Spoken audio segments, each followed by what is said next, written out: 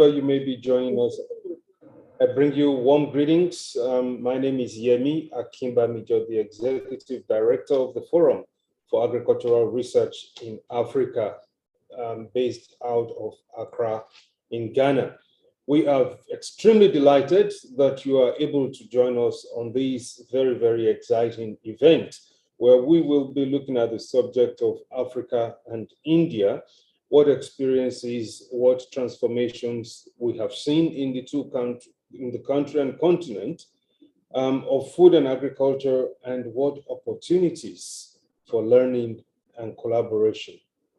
Well, ladies and gentlemen, in the run-up to this event, we have had an exciting year. It's the year when we had the United Nations Food Systems Summit that has dedicated sessions and dialogues looking at how we can have not just a food secure continent, but a food and nutrition secure world. It is true that more than 800 million people, as a matter of fact, 811 million people, are still contending with how do I get myself fed. And out of these 811 million people, well, almost a third of that number is in Africa. That is a worrying statistics. It is worrying because it is actually now on the rise. And we have no alternative but to put all hands on deck to stem this undeserved trend. So this is the whole essence, where we have this learning event that has been so well put together under the auspices of the program called PARI, the Program for Accompanying Agricultural Research and Innovation, gratefully funded by the German government and implemented through ZEF, and of course with FARA and ICRIA, which is the Indian Council for Research and International Economic Research, coming together to see how we can actually, in partnership, solve this food and nutrition security conundrum. So, ladies and gentlemen, it is important for us that in the course of advancing a food secure and nutrition secure Africa, we attempted to learn from the country, India, who pulled through a similar scenario.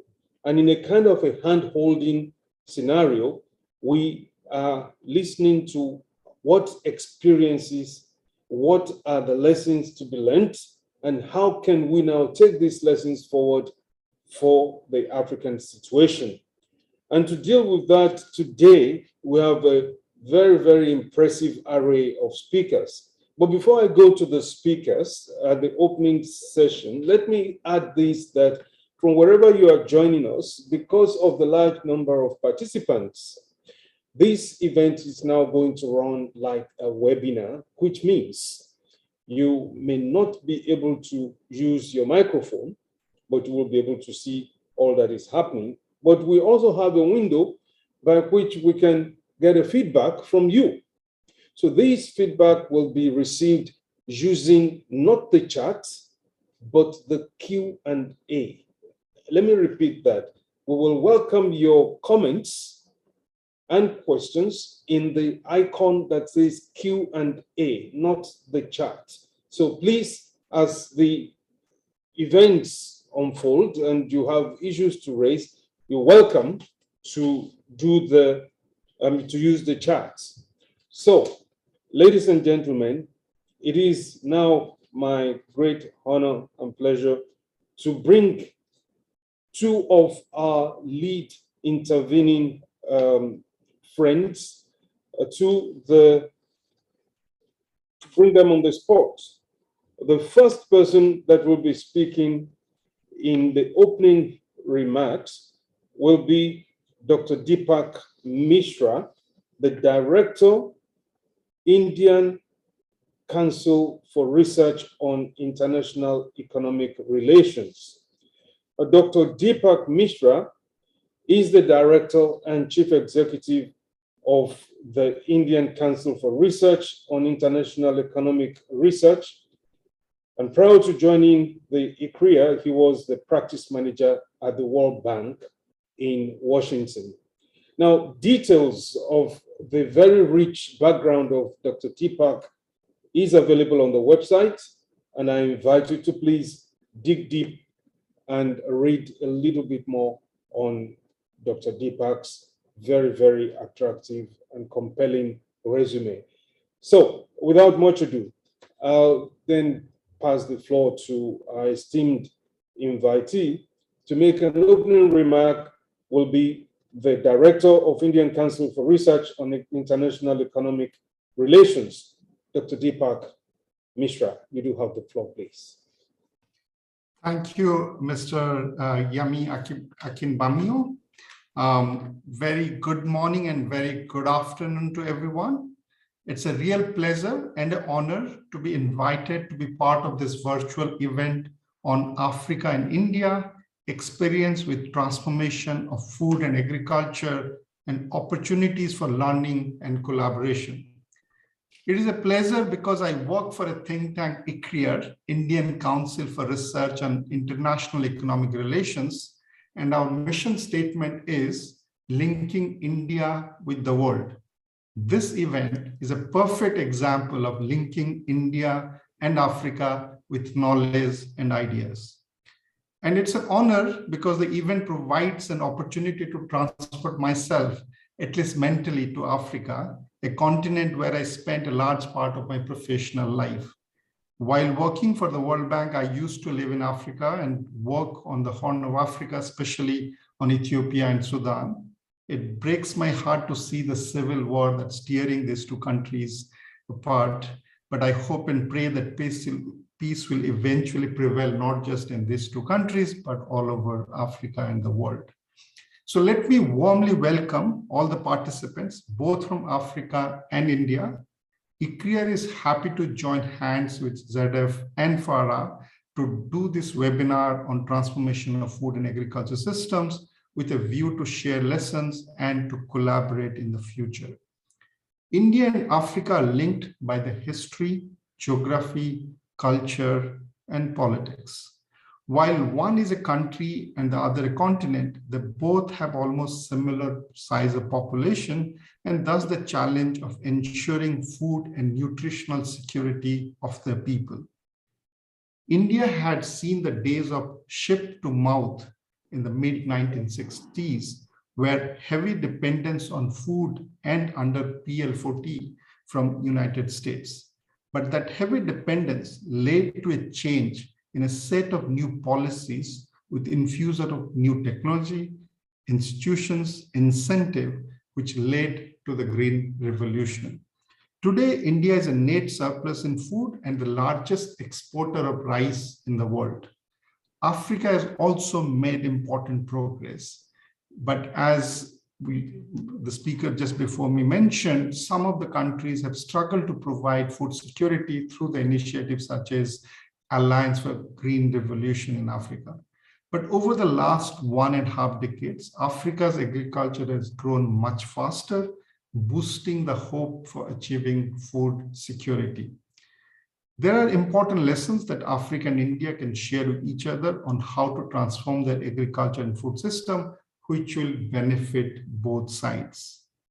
Each Indian state being quite large in size, almost equal to a country in Africa, the best way, or at least one of the ways, would be to look at the experience of major Indian states with corresponding matching size country in Africa. ICRIA would be happy to join hands with ZF and FARA to develop a 3-year collaboration to do this work in a much more intensive manner than has been attempted so far. I'm therefore quite excited that we are having this event today. I see before us a very relevant agenda and some excellent speakers. Partnership like this are win-win for all. And so let me personally thank Dr. Ashok Gulati and Dr. Joachim for their leadership in organizing this event. I wish everyone here a very successful event and hope we can do things like this more often. And thank you and all the best. Over to you. Wow. Excellent. Thank you very much, Dr. Deepak Mishra for these very warm welcome remarks. And we're very happy to note, we knew it, that Africa is very dear to your heart. And thank you very much for these excellent remarks. Well, ladies and gentlemen, I'll be glad to present our next intervening guest, a man who I describe as worth his weight in gold when it comes to issues around food. And he is Professor Dr. Joachim von Braun, a very well-known name when it comes to food policy, agricultural economics, and all of that. So Professor von Braun is an ag economist with a doctoral degree from University of Göttingen in Germany, but he joined ZERF as a professor and director of the Department for Economic and Technological Change in December 2009. He has also been a director of ZERF during its founding phase between 1997 and 2002. He is co-coordinator of the Transdisciplinary Research Area Technology and Innovation for Sustainable Futures. And at ZERF, he directs some research projects like PARI, what I referred to earlier on. I invite you, ladies and gentlemen, to read a little bit more about the illustrious career of Professor Joachim von Braun, who I am more than happy to now give the floor to. Professor Joachim, my pleasure to invite you to give your opening remarks. Thank you, Yemi. Thank you, Deepak. Thank you, Ashok, and the teams in India, Africa, and at CEF for putting this workshop together. There were earlier discussions. Ashok, you gave a speech in Nairobi, which was having great impact some years back on African community, and Yemi, you guided a delegation to India, which had impact. So we are seeing this conference today as a part of a process. We from Center for Development Research of the University of Bonn in Germany are pleased to co-host this conference with ICRIA and FARA. Our objectives today, as I see them, are to identify opportunities for fostering Indian-African collaboration to promote sustainable agriculture development and food and nutrition security in the two global regions.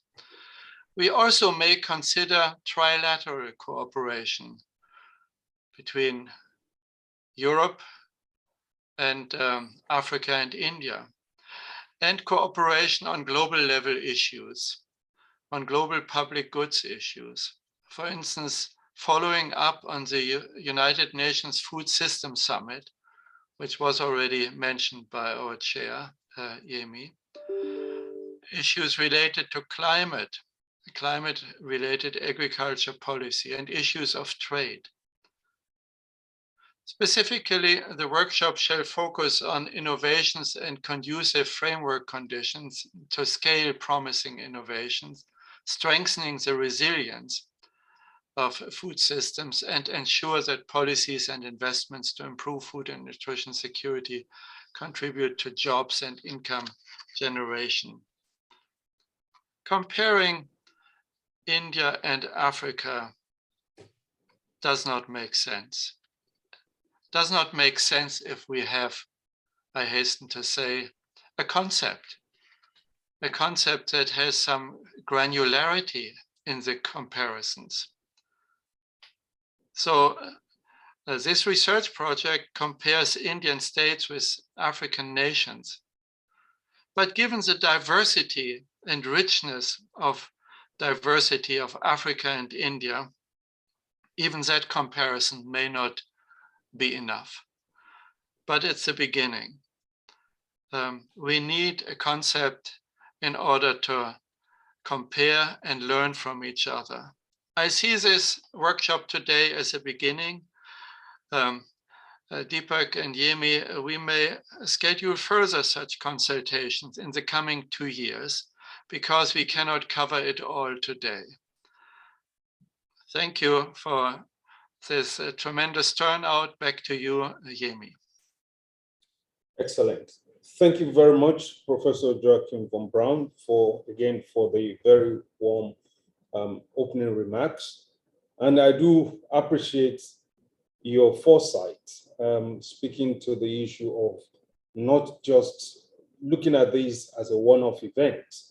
It will not help, but I'm sure that by the time we would have been we'll be concluding this event, we will certainly see more wisdom in how we should be looking at the future and reorganizing an event like this to be able to have a purposeful follow through. So thank you very much, Professor Joachim von Braun. And that is, we're very glad for having the two opening remarks from Bonn and from India. That's now brings us, ladies and gentlemen, to the presentation, the first presentation that promises to be an exciting presentation to be given by two well-cited colleagues. The first of them is Dr. Mohammed Osman, and co-presenter is Dr. Shaima Jose, if I say it correctly, and apologies if I am mistaken there. So let me start by introducing our speakers again, who I will invite you to read more about them on the website. But Dr. Shaima Jose is the first one I'm presenting. He's a fellow at ICRIA. Her research areas include nutrition, agriculture, food security, poverty, employment, and labor market conditions. She is currently working on issues that are related on the sources and drivers of agricultural growth and nutritional security in India. And the second presenter, ladies and gentlemen, is Dr. Mohammed Osman, who is a senior researcher at ZEF in Bonn. Dr. Osman is a senior researcher at the Center for Development Research, ZEF, and he has obtained his doctorate in agricultural economics from the University of Bonn. Mohammed holds a Master of Science in Food and Resource Economics from University of Bonn, and also a Master of Science in Business and Economics with a major in Economics from the Swedish Agricultural University of Agricultural Sciences. So, ladies and gentlemen, the presentation is now on the screen, and I now yield the floor to our two brilliant presenters. Over to you, ladies and gentlemen. Thank you, Yemi, for the introduction, and good morning and good afternoon to all. So today I'll be presenting our findings from India-Africa comparison of agriculture and food transformation, and it's based on two different papers that we did under this study. Next slide. So the outline of today's presentation is, first I'll give you what was the rationale behind studying or comparing India and Africa. Then we'll discuss what were the main research questions and what was the methodology that was used to answer those questions. Then we'll discuss the findings from cluster analysis and how agriculture performed in India and Africa over the last 2 decades.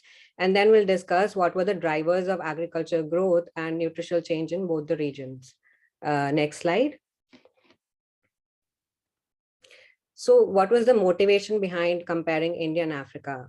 Considering the food system, economic structure, resource endowment, even demographic characteristics, both India and Africa are quite diverse. For instance, Africa is well endowed with an agricultural land of almost 1,100 million hectares and has a very low population density, whereas India has close to about 180 million hectares of agricultural land. Moreover, the trajectory of agriculture transformation, as mentioned before, varies between India and Africa. India has been able to transform itself from being a net food importer in 1960 to being self-sufficient in food grain production by almost a decade, whereas Africa is still a net food importer.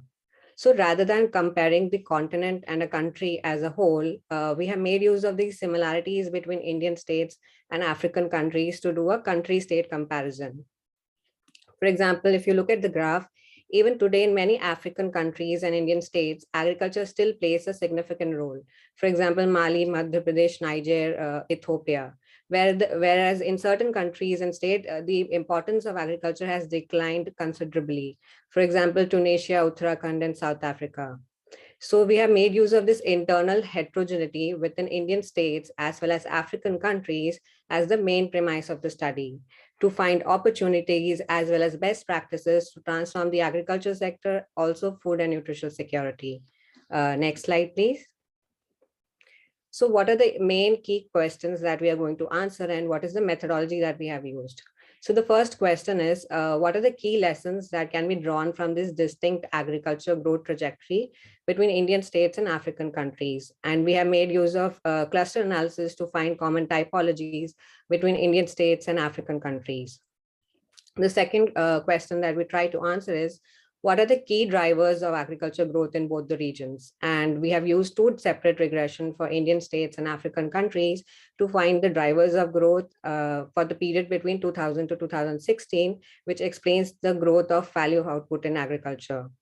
And to find the linkages between agriculture transformation and nutrition, we have again made use of panel data regression using 27 Indian states and 41 Indian countries since 2000. Next slide, please. So now I'll discuss what were the findings of cluster analysis. And so the cluster analysis was done on a range of economic, agriculture, social, and demographic characteristics. And we made use of principal component analysis on these indicators. And then we clustered Indian states using cluster analysis. And then they were matched with African countries based on nearest neighbor matching. And we found there were 5 India-Africa clusters that shared similar economic, agriculture, and social characteristics that allowed us to do state-country comparisons. Next slide, please. So now I'll discuss what were the characteristics of each of these clusters. And for instance, if there was a variation with respect to an indicator, we have termed it as mixed in the table. So we observed that cluster 1 includes all those states and countries that have been able to transform its agriculture towards high growth trajectory, primarily due to diversifying towards livestock, especially in Gujarat, Uganda, and Rajasthan. But the cluster has also experienced a high level of malnutrition. Comparatively, we find cluster 2 to be predominantly agrarian, although the cluster has experienced a high agriculture growth along with a diversified agriculture sector, but these states and countries have high share of malnutrition. Cluster 3 includes those states and countries that have relatively a low level of undernutrition, but has also experienced a high agricultural productivity after diversifying towards high valued agriculture. Whereas cluster 4, we observe that these states and countries have already achieved a high level of structural transformation and are well endowed with natural resources, have high agriculture intensification, but their agriculture growth has stagnated in recent years, although these countries had experienced a high growth in past decades.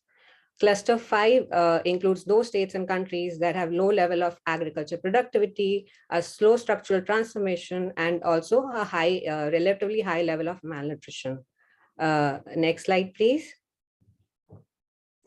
So now we'll discuss what was the agricultural performance in India and Africa since 2000.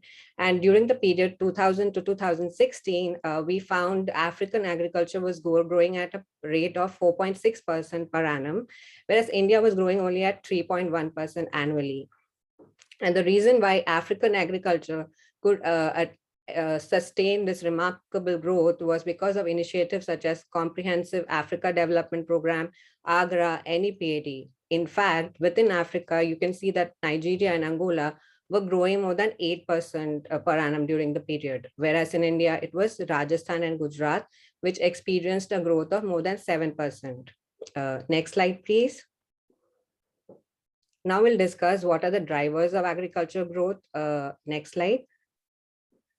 So literature does emphasize how improvement in irrigation coverage, access to modern agriculture inputs, seed, fertilizer, mechanization, rural infrastructure, as well as area expansion are some of the important drivers to transform the agriculture sector. And in this slide, we see how Indian states and African countries fare against each other with respect to two drivers. Due to paucity of time, we are discussing only two drivers today. So the first one is irrigation ratio. And according to a recent study on African agriculture, it states that only 6% of Africa's arable land is under irrigation. Compared to that, India has almost 49% land under irrigation. And much of that irrigated land in Africa is concentrated in Egypt, Tunisia, Algeria, and Madagascar. Whereas in India, it was Punjab, Haryana, Uttar Pradesh that did better in irrigation coverage.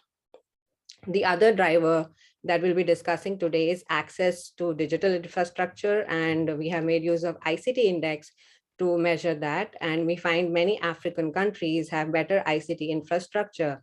For example, if you look at South Africa, Ghana, Tunisia, they are doing well in ICT infrastructure, whereas in Indian state, it was Himachal Pradesh, Punjab, Tamil Nadu. And in recent years, there have been many innovative ICT tools that have been extensively used by the producers and consumers to connect and transform the agriculture sector. Next slide, please. So now we'll be discussing how labor productivity fares between Indian states and African countries. And although there are several indicators to measure productivity, for instance, total factor productivity, labor productivity, but we are discussing only labor productivity for this presentation, which is basically a measure of economic and structural transformation. And it indicates basically high labor productivity indicates that excess labor from agriculture is released to industries or service sector. And clearly, African countries such as Algeria, South Africa, Tunisia have high labor productivity in agriculture. Whereas in India, it was Kerala, Punjab, as well as Haryana that performed well in labor productivity. Next slide, please. So we have also empirically analyzed what were the drivers of agriculture growth in India and Africa. And this table is based on regression analysis. And for Indian state, we found access to inputs, agriculture diversification to be a significant driver of agriculture growth. For instance, if access to inputs such as fertilizer, tractor, irrigation increases, it also increases agriculture growth in India. Also, a more diversified agriculture towards high value commodities also has a positive impact on agriculture growth. Similarly, we found price incentive also to be a positive, important driver in India. So if a price incentive increases, it encourages farmers to invest in agriculture inputs. We also observed agriculture growth converges across Indian states. Although one has to point here, although we found agriculture intensification as an important driver, but it also came at an expense of environmental degradation due to excessive use of fertilizer, groundwater irrigation, which has serious repercussion on climate change. For African countries, we found agriculture area expansion, a diversified agriculture sector to be a significant driver of agriculture growth. And this does corroborate with literature that states that much of Africa's agriculture has grown due to area expansion.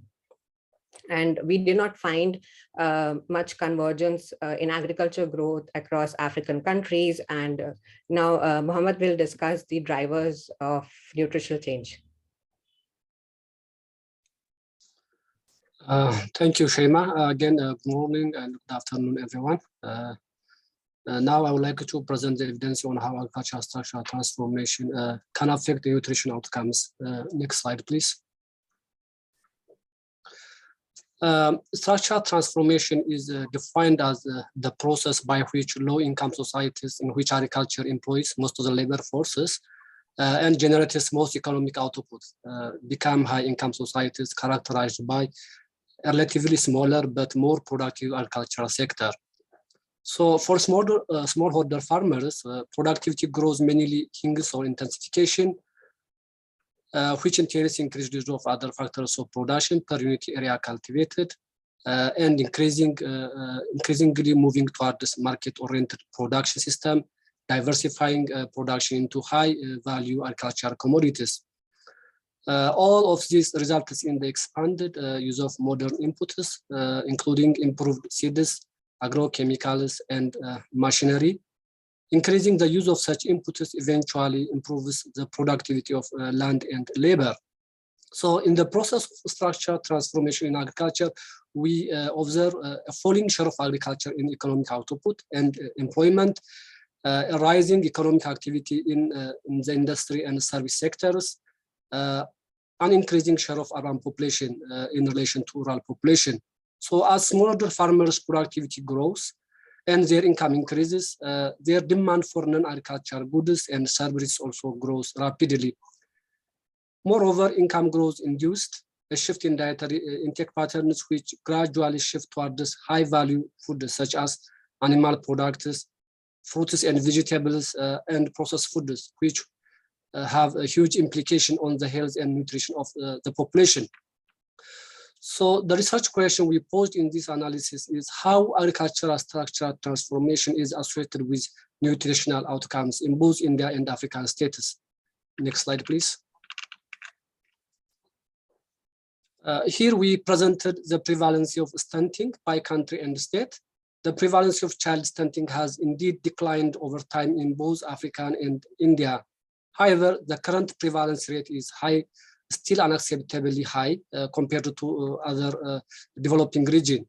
For example, according to the recent World Development Indicator data, about 35% of Indians and 34% sub-Saharan African under 5 years of children are stunted, which implying that these children are shorter for their age. And we know that undernutrition is the major cause of child morbidity as well as mortality, especially in low-income countries. So we have seen that agriculture plays a vital role both in Africa and India economies, and both countries have registered impressive economic growth in the last 2 decades or more. Despite that, these countries have achieved little in terms of improving the nutritional status of their population. This clearly suggests that, by and large, the relationship between nutrition and agricultural growth is complex and contextual. Next slide, please. The table shows the growth nutrition elasticities, which measures how the prevalence of stunting changes due to a change in the structural information indicators. Here we use agricultural income per capita, agricultural value added, and employment sharing as indicators of agricultural structural transformation. What we see is that structural transformation is important to improve nutritional outcomes. Although both Indian states as well as many African countries are in the process of structural transformation, that the gross nutrition elasticity shows here are higher for India as compared to Africa. Moreover, growth in GDP per capita appears to have a greater impact on stunting prevalence than growth in per capita agricultural income in both regions.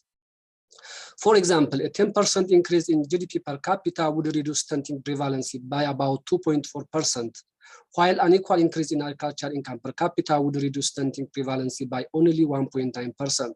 This further shows that, shown by the graph in the right panel, that although many Indian states are clustered at the upper boundaries of the regression line, the estimated slope of the line is steeper for India.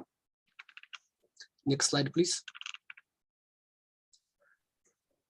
The potential for agriculture is huge to address the problem of chronic undernutrition in Africa and India through increasing income as well as improving the supply of more diversified and nutritious food. Although agriculture is essential but not sufficient to improve nutrition, other mechanisms may compromise the effect of agricultural transformation on nutrition. So to improve nutrition, we need a broader approach to the problem. Acknowledging the role of other sectors is vital to strengthen the role of agriculture in reducing undernutrition. For example, as shown in the bar graph, the coverage of improved sanitation infrastructure is low in many African countries as well as in Indian states.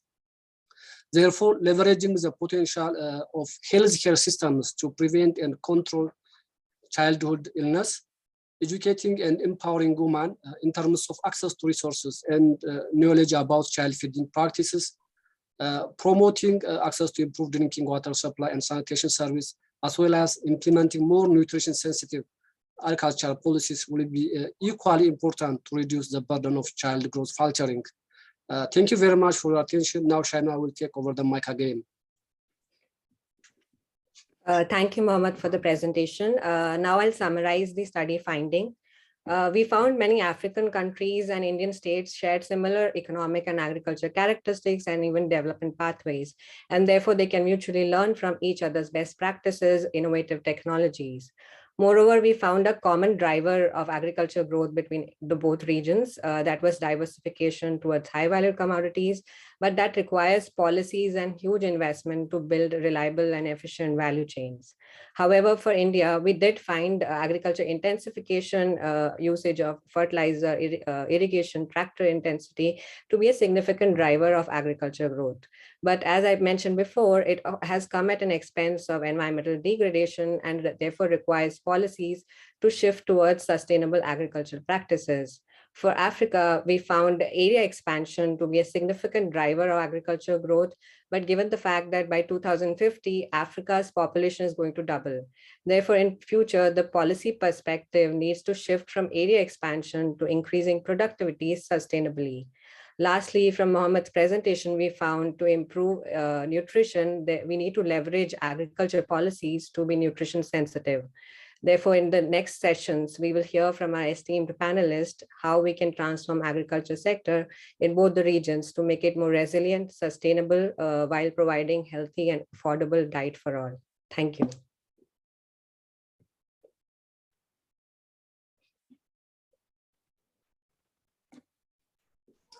All right, thank you very much to our two presenters, to Mohammed and Shaima. I believe that your presentation has definitely raised some interests, questions, and I will now proceed to the question and answers. But I'd like to say first that I want to congratulate both of you for a very, very scholarly work, a very, very scholarly presentation. Thank you. And I've seen that some people are asking if they will get the copies of this presentation. But I'd like to say that there is a policy brief that has also been produced, which is the basis of this presentation, and the link to that policy brief is already shared in the chat. So please feel free to take a look and download as appropriate. A few years ago, before I came into the position as executive director of FARA, my task was the head of division for agriculture and food security at the African Union Commission. And at that time, there were discussions about Africa-India summit, and the cliche at that time was one goal, 2 continents, 2 billion people. And it was a very exciting moment to see how we can learn lessons that can bail us out of the perennial and persistent challenges of food and nutrition security, among others.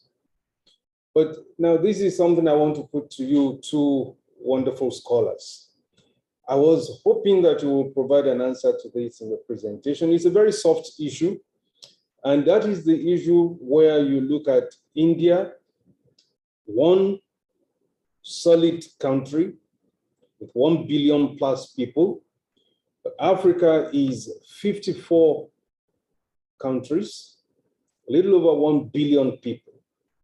And somehow I describe it as leading one elephant out of the woods and leading 54 sheep and goats out of the woods. The challenges and the mechanism, the modalities and theory of change will be different. So it's a little bit of what policies, what institutional frameworks, and if you can tell us what experiences you've seen from your studies or what you think can be, what can be done to address efficiency in policies, you know, where you have a multi-party scenario and all of that. So that is something that I can put as food for thought on the table. But then let me ask if there are questions. If you want to, you may raise your hand and you will be given the opportunity to speak. But there are a few questions on the question and answer. So one says, I understand women play a major role in agriculture. What percentage of women are in agriculture? I believe this is for the Indian setting. But there's also a second question on gender. What's the ratio in Africa and what's the ratio in India? So it would be good to see what is the gender disaggregation in driving agriculture in Africa and in India. That may be an interesting question to look at.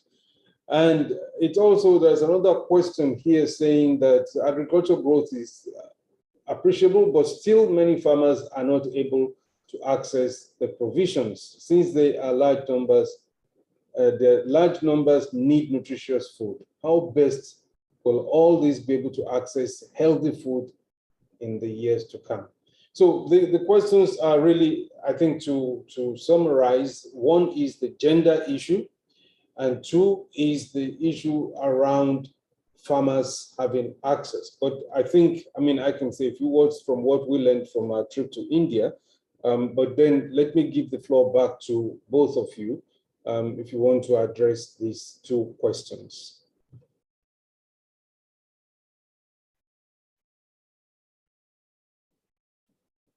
Would you like to unmute yourself?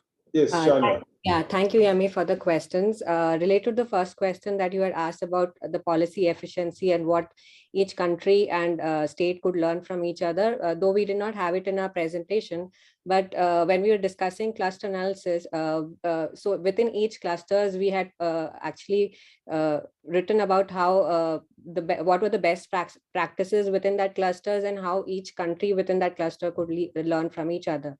For example, if you remember from the first cluster included countries such as Gujarat, Rajasthan, and even Uganda. So these countries have diversified towards agriculture, and Uganda can actually learn from Gujarat milk revolution, how they made use of smallholders to improve farm income among the dairy farmers. Also, there's an example in Benin where land formalization were able to shift investment decisions from subsistence crops to perennial crop, and that that improved profitability among the farmers, and that Indian states could learn from them through a vibrant lease market. And second question was, I'm sorry, I forgot. Oh, okay. The the gender one, actually, we did not look into the gender, how it could improve women's participation and how that would probably improve nutritional linkages. That was not looked in the present study. Yeah. Okay. Well, thank you very much for the brilliant response. There is another question here, which I think deserves a lot of attention. Well, it is known, or there is a statistics that says that by 2030, only 10% of the increase in the food production, the biomass production, will come from expanded surface areas. But the greater percentage of food, this is now going to be driven by intensification and the use of technologies. Now, how is this playing out in the Indian context? There is a question from Demba Tarawali. I don't know whether this is from Gambia or Senegal, but Demba is joining us today. And he wants to know whether you are advocating more forests to be cleared to create this space, because you did say that one of the drivers in agricultural growth will be area expansion. What are your take on this? So first, I'll discuss from the Indian context. For us, the Green Revolution was successful in India because of agriculture intensification, also policies that supported agriculture intensification, even institutional reforms, price supports for the farmer. And that was applicable during that time to increase food self-sufficiency within Indian states. But now when you see, even I mentioned during my presentation, that has led to environmental degradation, excessive use of fertilizer, as well as depleting water table in that green revolution belt. So now for us, we need to shift towards sustainable agriculture practices. But in Africa, what I mentioned from the in the regression analysis was till now it has been area expansion that has been the main factor for increasing the agriculture growth in Africa. And I also pointed out that by 2050, generating surplus, when Africa's population is going to double, generating surplus from agricultural land in Africa will not, like generating surplus from land is going to get saturated. So the policy will have to shift towards increasing productivity or improving labor productivity. And that should be sustainable. Like African countries can learn from Indian experience that it should not be lead to climate change or environmental degradation, but it should be sustainable or climate smart practices. Very good, very good. I can't agree more with you, because we know that the resources are not limitless.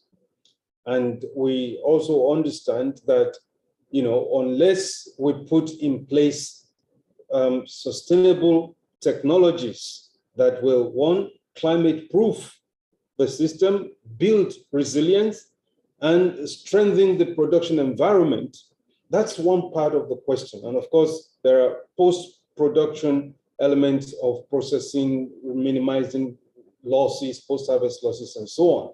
So, but thank you very much. I don't have all the time I need to be able to raise all the questions. But I also want to say one thing from Professor Joachim von Braun's reference to the trip that took Africa to India.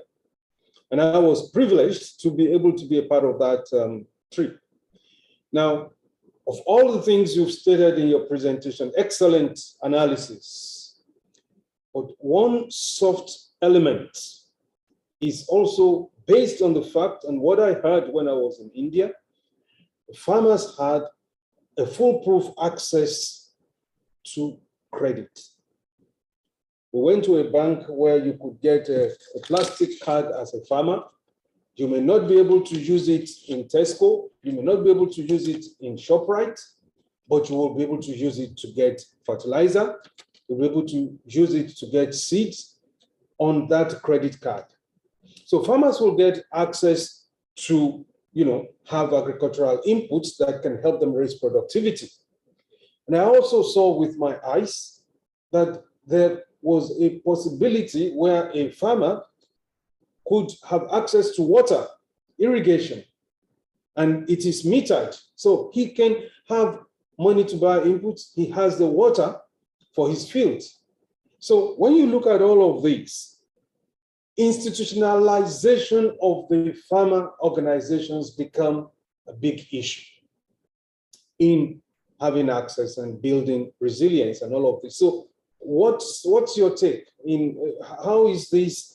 How has this affected the Indian scenario and the African scenario, where we still have a little bit? So these issues around credit, water, technologies. These are crucial and indispensable in the Indian experience.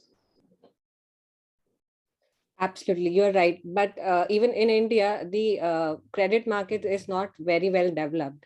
And though there has been many policies to improve the access to irrigation as well as even tractor penetration, I'll take an example actually from Tanzania, not that I've seen like you have seen in India, but in Tanzania, they were able, like you said, they were able to improve tractor intensity, even penetration among the farmers by improving agriculture credit. And then they made use of ICT tools to provide financial services to the unbanked smallholders. So clearly what you said is right, that the credit is important to provide these inputs to the farmers.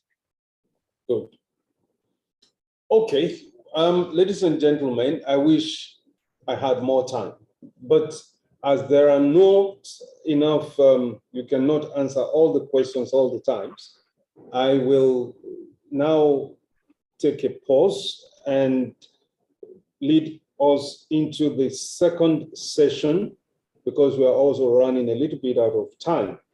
And so to take us through the second session will be Professor Ashok Gulati. Professor Ashok Gulati, it's a pleasure to now hand over the chairmanship to you. Professor Ashok Gulati is from the Indian Council for Research in from the Indian Council for Research on International Economic Relations. And Professor Ashok Gulati very, very gracefully facilitated the trip that took a lot of African stakeholders to experience the Indian trip. Over to you, Professor Ashok Gulati. Thank you very much, Professor Yemi, and good day to all the participants. It's a pleasure to be part of this great event, a unique exercise in research, comparing Indian states with African countries, 27 and 24, and coming up with issues related to food, nutritional security, climate resilience, if we can have that, and what are the lessons that we can learn from each other and how we can collaborate in the years to come so that we can benefit from this entire exercise. What I would place one or two comments before I invite my distinguished panelists on this. Reflecting on the research findings, what we look at, that Indian experience towards food security has been more through intensive cultivation, which later on in the Green Revolution belt is having problems related to environment sustainability, whereas the African experience has been more through area expansion. And in the years to come, the population growth is going to continue very, very fast in Africa, whereas in India, the latest NFHS survey that has come just 3 days back shows that Indian population is stabilizing and the fertility rates are almost at replacement levels. So will be stable.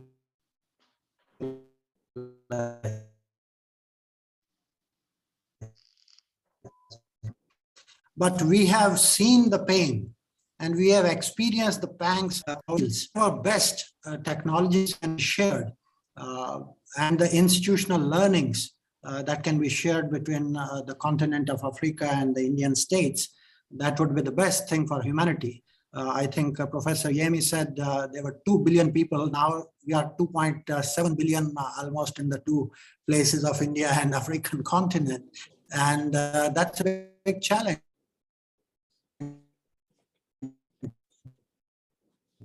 India, luckily, sufficient food.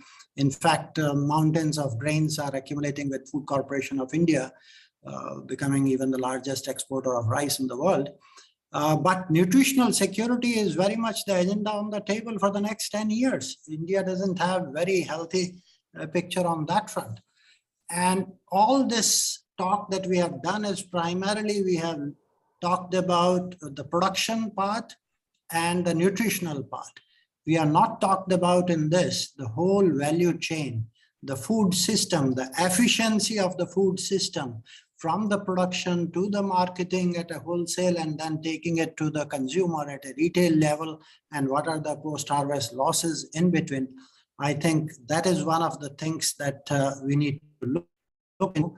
And I would love to invite my panelists, one of the great friends and one of the champions of Africa, Osman Badian, who is executive chairman of academia today.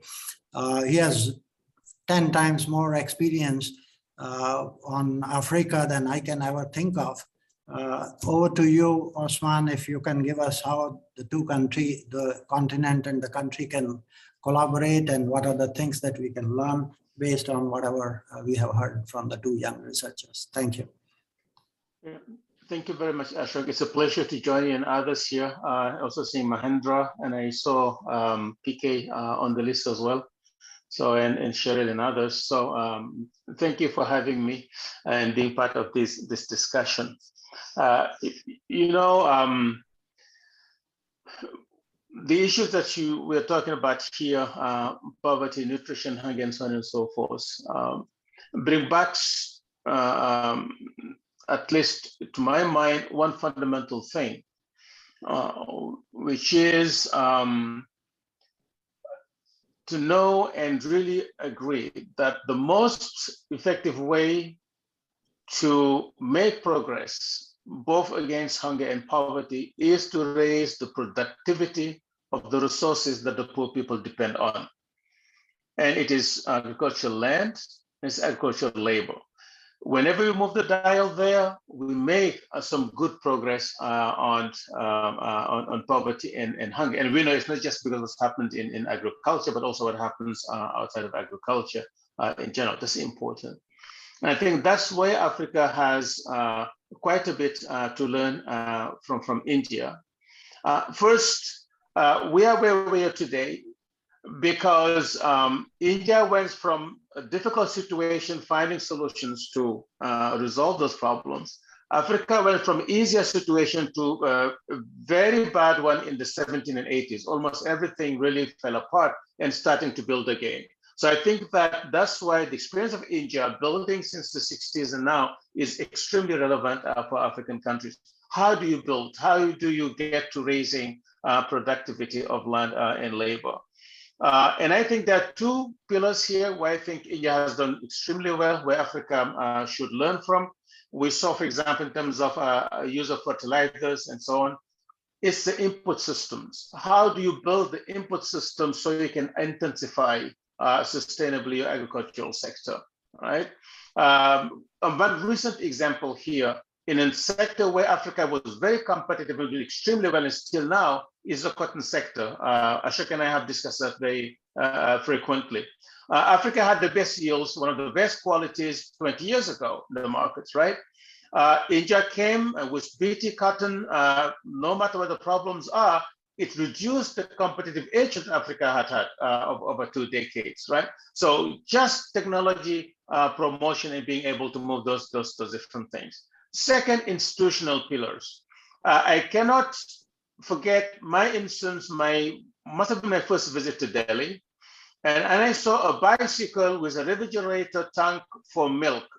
That's when I was exposed to the National Daily Development Board, what it did across that institutional architecture across a vast area like India is another inspiration of how you can move this kind of things. So technology institutions are extremely well. Ashok, you said it's my last comment. I don't know how much time I have for this first answer, but I just want to throw this and I'll come back. Talked about very successful productivity and moving output, but difficulties on the nutrition front. I think that's where Africa has, I think, good lessons. If you look at your charts, stunting in Senegal is very, very close to the lowest level. There it was an institutional innovation and more than technology, high-level commitment from the Prime Minister's office, a team focused only on nutrition across the country, working with local communities, and that drove down by more than 50% the rate of malnutrition. So another, and we have a MAMO panel report on it, actually, Ashok, as you know. So let me stop here just because I don't know how much time I have. I don't want to be too broad. Thank you. Thanks a lot, Osman, for highlighting this. Every panelist in the first round will have 5 to 7 minutes to speak. Sorry, I didn't mention that in the beginning. But you highlighted something very important, and I want to put something on the table for the participants here. You mentioned about the milk, which was not technology, but institutional innovation, how to collect the small holders. By the way, today we are celebrating the Milk Day in India. This is the Milk Day in the name of Dr. Kurian. And think about these smallholders, what miracle they can do. In 1951, India's milk production was only 17 million tons, and USA was at 53 million tons. Today, USA is hovering around 100 million tons, and India is at 208 million tons, the top producer of milk in the world, and the wonder is done by all the smallholders. And it is a double engine growth that not just the cooperatives are doing, which Kurian established at that time, but lately the private sector is moving at a much faster pace, adopting the same so-called Amul model. I'm sure Mahendra will also perhaps touch on this question later. But you also mentioned about cotton, and I don't have better person to speak on cotton and other seed technologies than Usha Barwale Zahar.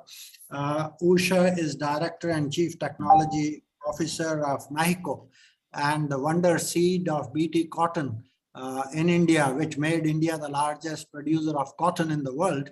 And at that time, 3-4 years back, even second largest exporter of cotton in the world.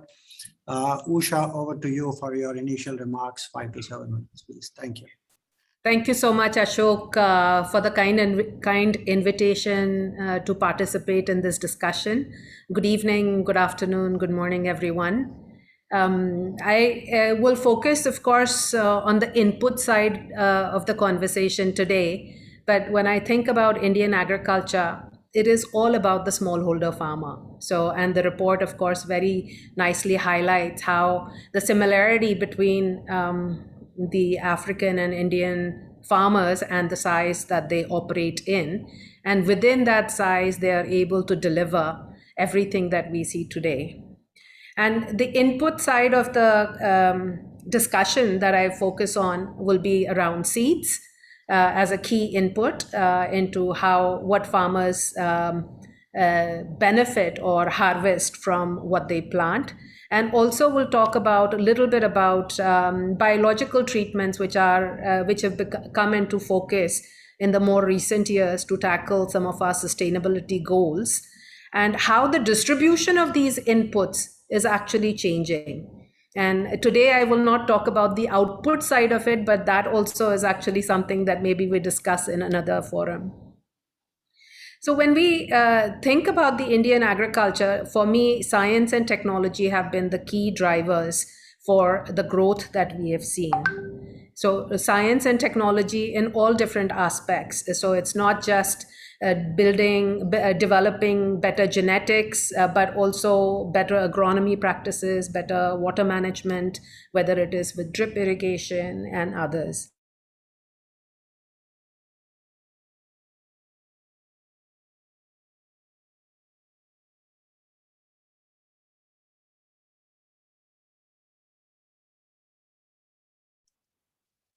I think connectivity problem. We lost in between Usha. No, she can't hear. So this is something that I know that in Africa as well, there is significant push for private sector participation.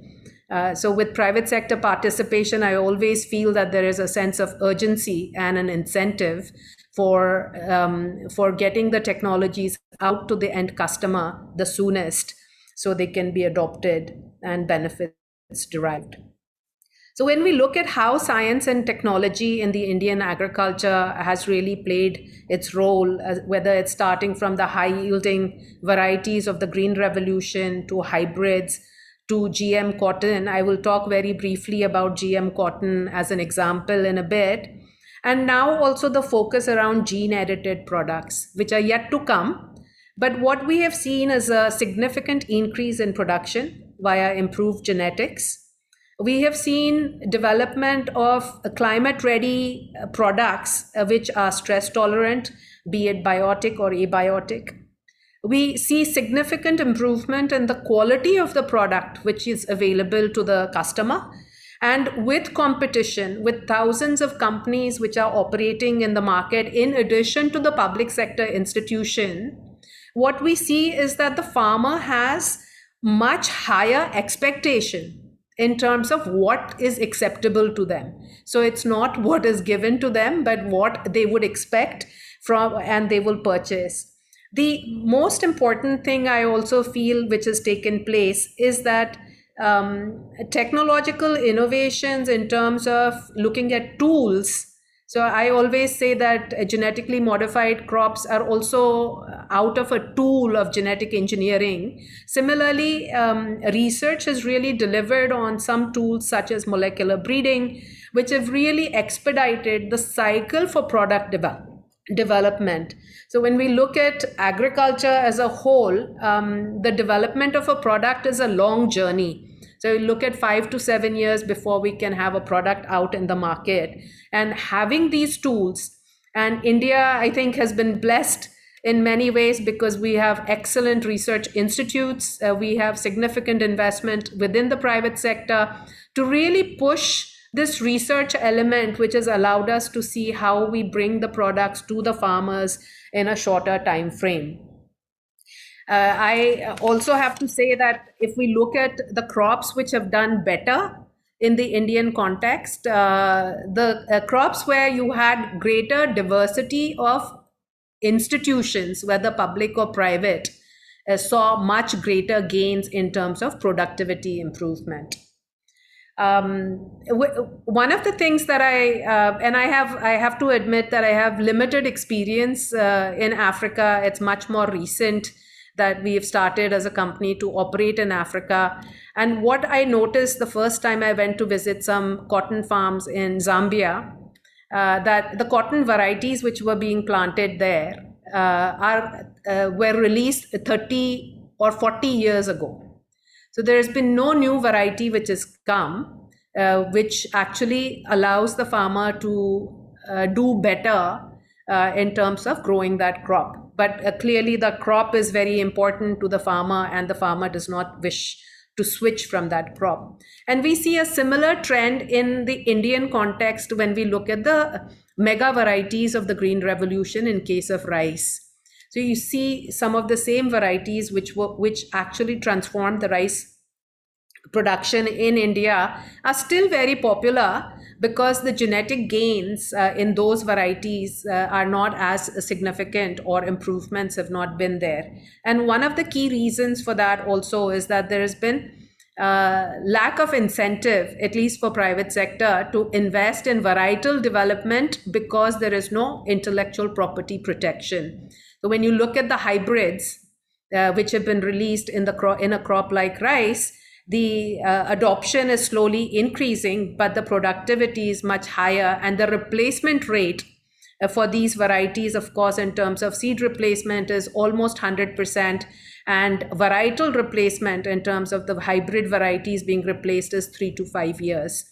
So what this varietal replacement rate indicates, a key driver, is that the varieties which are coming, are newly introduced, are performing better on multiple fronts. So whether it is more tolerant to drought, more tolerant to submergence, more tolerant to heat, and so on and so forth. So this innovation cycle, I think, is something that definitely India and Africa can work together on.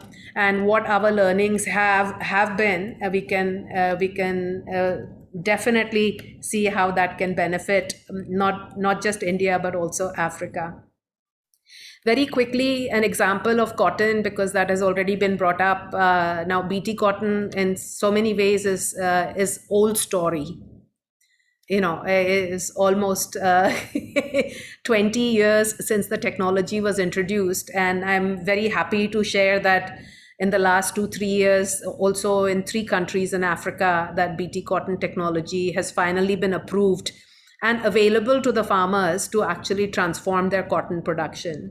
Now, what we have seen in the cotton story, and Ashok and others have done large studies on this, so I won't dwell on it too much. But the impact has been at all levels. So it's at the farm level, it's at the farmer level, it's at the state level, country level, in terms of the production per unit, overall productivity, how much is the surplus, and what is the country's ability to incomes for the farmer, and the ability of the country to export because we have surplus. One of the key factors in case of the BT cotton story, which I feel as a seed person, is that packaging technology in the seed is actually something which minimizes the intervention which is required at farm level. And so as we look at innovation, we look at technologies, I think this is one important element.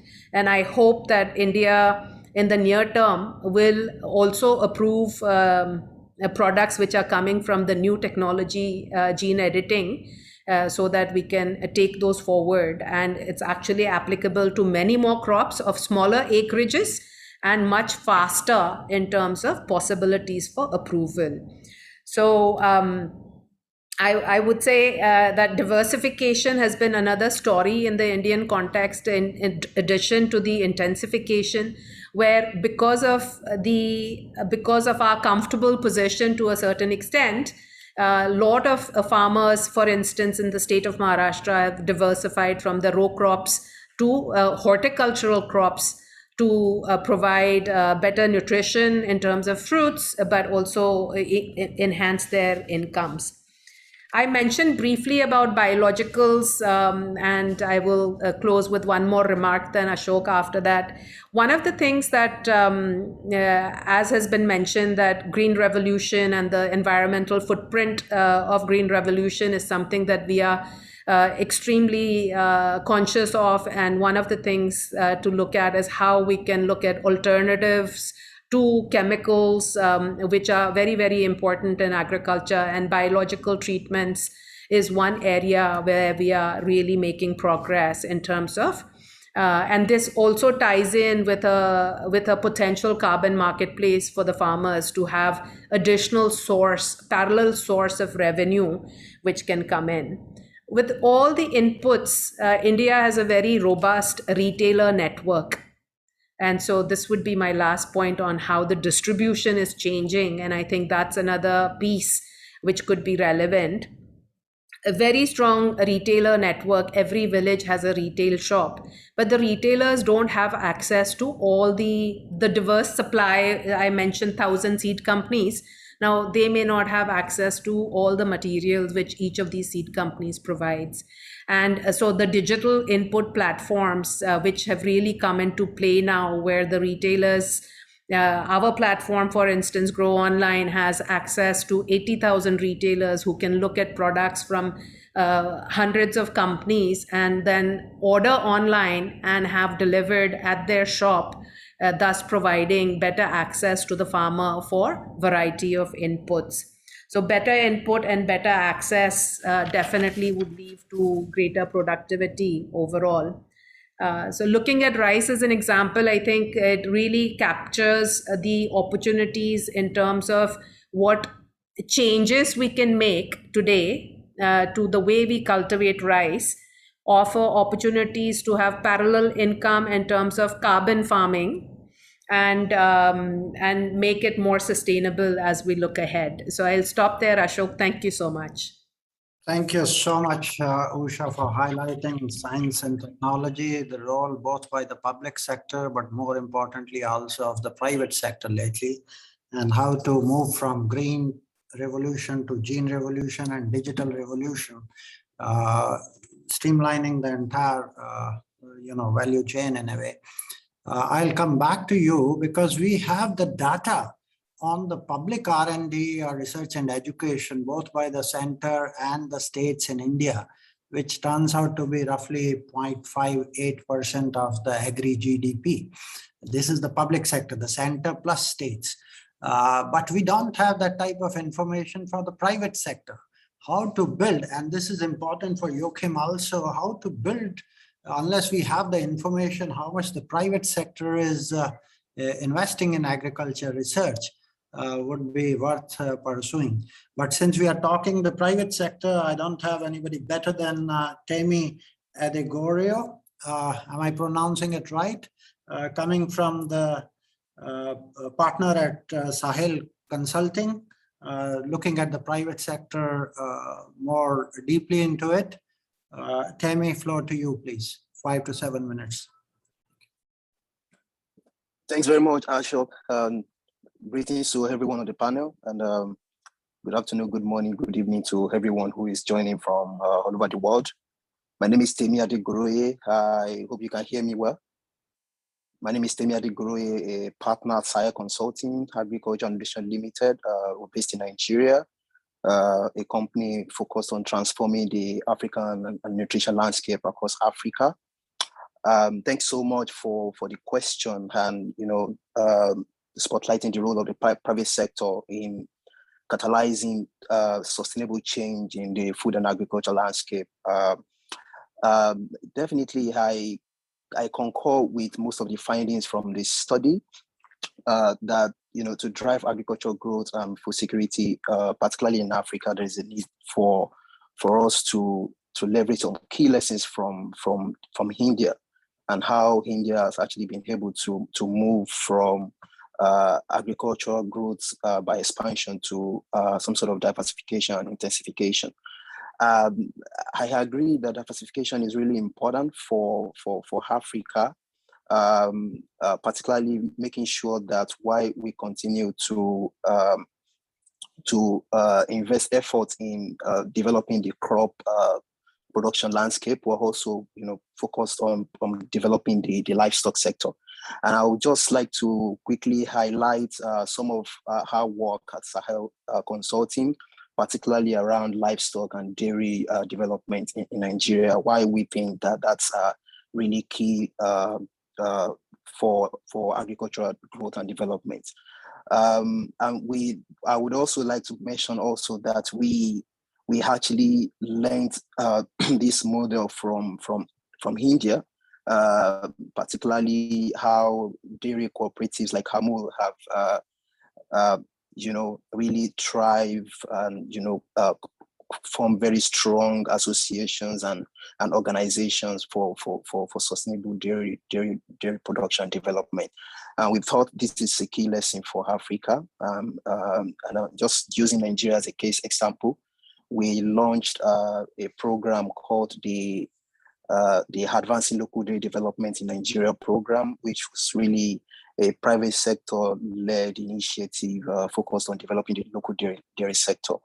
And this is a program that I think, we probably really have to scale within the private sector landscape across Africa, because we are leveraging the activities of local dairy processors in Nigeria who are willing to backward integrate and develop the local landscape to introduce some specific intervention programs within the dairy landscape. Interventions such as identifying smallholder dairy producers and really forming them into cooperatives and self-help groups, building their capacities within those cooperative associations to increase milk productivity through some specific tailored training programs, and also making sure that we can contribute to increase in the productivity of their cattle. Of course, we know that they keep local breeds of cattle. And how can we ensure that we actually increase the productivity of the cows in terms of milk production per day? That's really introducing some sort of artificial insemination and lots of training programs and capacity building for them to really understand what commercial dairy production is all about. But of course, one other thing that is really key is to introduce them to the production of feed and fodder in a very sustainable manner, to produce the feed for their own cattle.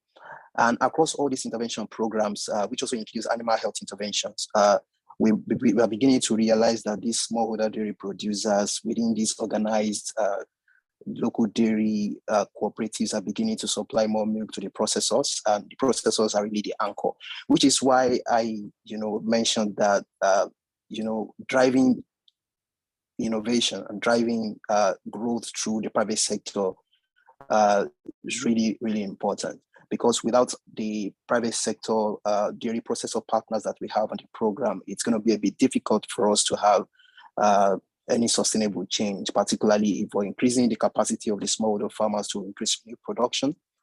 Where are they going to sell it to? So it's really important, and that's what we've been doing within the Aldin Advancing Local Dairy Development in Nigeria program. So definitely agricultural diversification is really important, and that's one key lesson that we as an organization has learned from India that I think the rest of Africa should learn. I would also like to mention that definitely it's important for Africa to intensify. We understand Africa is home to its largest producer for a number of crops and commodities in the world, yam, cassava, for instance, cowpea. But we understand that we're actually largest producers because of the area we've committed to producing those crops. How can we ensure that we increase efficiency in production, so that we can actually meet our own food production needs as well as export, to the rest of the world. And what we're doing, of course, is also leveraging different private sector-led model sort of initiatives to make sure that we drive adoption. Usha talked about seed systems and promoting adoption by smallholder farmers. There are existing programs and initiatives that are currently focused on driving increased adoption by smallholder farmers of improved varieties of seeds. And I think those initiatives and programs actually need to be scaled across the continent. And these are some of the areas that I think that investment is actually really required by both the government and the development community to ensure that Africa can increase efficiency while we continue to also focus on diversification. So I'm going to stop there. I have one last point on mechanization, because I think it's also very important. The local agro-allied industry in Africa needs to be really developed. And I believe that there are quite a number of lessons from India that Africa could leverage. I'll stop there. Thanks, Ashok. Thank you very much, EME, for highlighting the role of diversified agriculture, more nutritious. And that's where the role of the private sector in building efficient value chains, which are globally competitive, is very critical.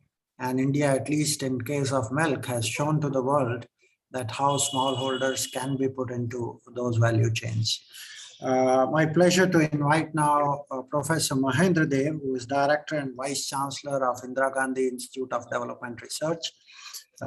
Mahendra, floor is yours. 5 to 7 minutes, please. Thank you, Ashok and others, for inviting me for this important workshop. So it was a very good presentation on India and Africa comparison of agriculture and food transformation. So I'll be speaking briefly on India relating to measures needed to raise total factor productivity and to make value chains more efficient and inclusive of smallholders, and also on healthy foods. So they will be useful for Africa also. So I have 3 points to make given the limited time. First, on total factor productivity, the TFP is increasing in India. The Fugli and others have shown in the last decade, but we need higher TFP growth. So what are the policies, investments, institutions needed for higher TFP? In fact, a study showed that economic efficiency and farmers' incomes in India can be increased 3 times with the same resources, with focus on research and extension. So technological breakthrough, timely access to knowledge and inputs are needed. However, the public sector investment for agriculture, as Ashok mentioned, research is only about 0.6% of agriculture GDP in India. This has to be enhanced. Thus, the investment in public goods like research and extension, education, roads, rural infrastructure, information technology, and appropriate institutions can raise TFP with less inputs, including fertilizers. In fact, other countries' experience also showed that transformation of industry helped agriculture TFP growth, manufacturing growth absorbed labor, and reduced employment in agriculture. Agri-value chains also can help. My second point is on linking small farmers to value chains. So even if we increase productivity, smallholders can't benefit unless we link them to markets. So they require special support, public goods and links to input and output markets. Farmer producer organizations help in getting better prices for input and output for smallholders. And almost every panelist or others talked about the Amul model. So one of the successful examples of value chain that helped smallholders and consumers is Amul, created by the father of white revolution in India by Dr. Verghese Kurian. So millions of milk producers supply milk in 150,000 dairy cooperatives, societies across the country. So smallholders and also women, because there was a talk about gender, women, and consumers benefited from this model. So investing in an efficient milk value chain was an incredibly nutrition smart agricultural activity that benefited millions throughout India. The country is, as Ashok mentioned, celebrating Korean's birth centenary today. So agriculture startups are also increasing significantly in India. These startups are empowering farmers by connecting to markets and value chains, and also small agri-food operators, and giving consumers a better deal. So there are also, some examples of institutional innovations on productivity and sustainability. For example, in the state of Kerala, women farmers did group farming, and the output and net returns are higher than the male-managed individual farms. And similarly, in Andhra Pradesh state, community-based natural farming without fertilizers and less irrigation showed higher net returns than fertilizer-used farming. So they are aiming to cover 6 million hectares in the state. So one has to study these models, institutional innovations, and if necessary, we can scale up. My third point, the last point, is on biofortification and healthy foods. In fact, the Prime Minister of India, Mr. Modi, last year dedicated 17 biofortified varieties of 8 crops like rice, wheat, maize, millets, mustard, and peanut. So he stressed that this will ensure good income for the farmers, along with increase in nutrition. The credit, of course, also should go to ICAR, Indian Council of Agriculture Research, and also scientists like MS Swaminathan for their vision and support to these biofortified crops. In fact, a study conducted on children in Maharashtra by feeding them with biofortified iron-rich pearl millet chapati, that is Indian bread, demonstrated improvement in iron status in school-age children. These biofortified staples should be linked with India's food-based programs like public distribution system and midday meal schemes and Anganwadis, which help children and women. Lastly, on healthy foods, the Eat Lancet study suggested healthy diet. However, it is not affordable to many developing countries. So we need to make the healthy foods affordable, particularly to the poor and vulnerable groups, particularly fruits, vegetables, meat, fish, etc. So to conclude, the narrative of agriculture has to move from production to farm incomes, nutrition, climate resilience, and sustainability. So I wanted to flag these 3 points. Thank you very much. Thank you very much, Professor Mahendra. This is great. From raising total factor productivity through R&D, building value chains for more nutritious foods, and also biofortifying the staples. That's a great way of learning and spreading that. I think water has been one of the key issues. We saw that Indian agriculture roughly has been 50% of its crop day.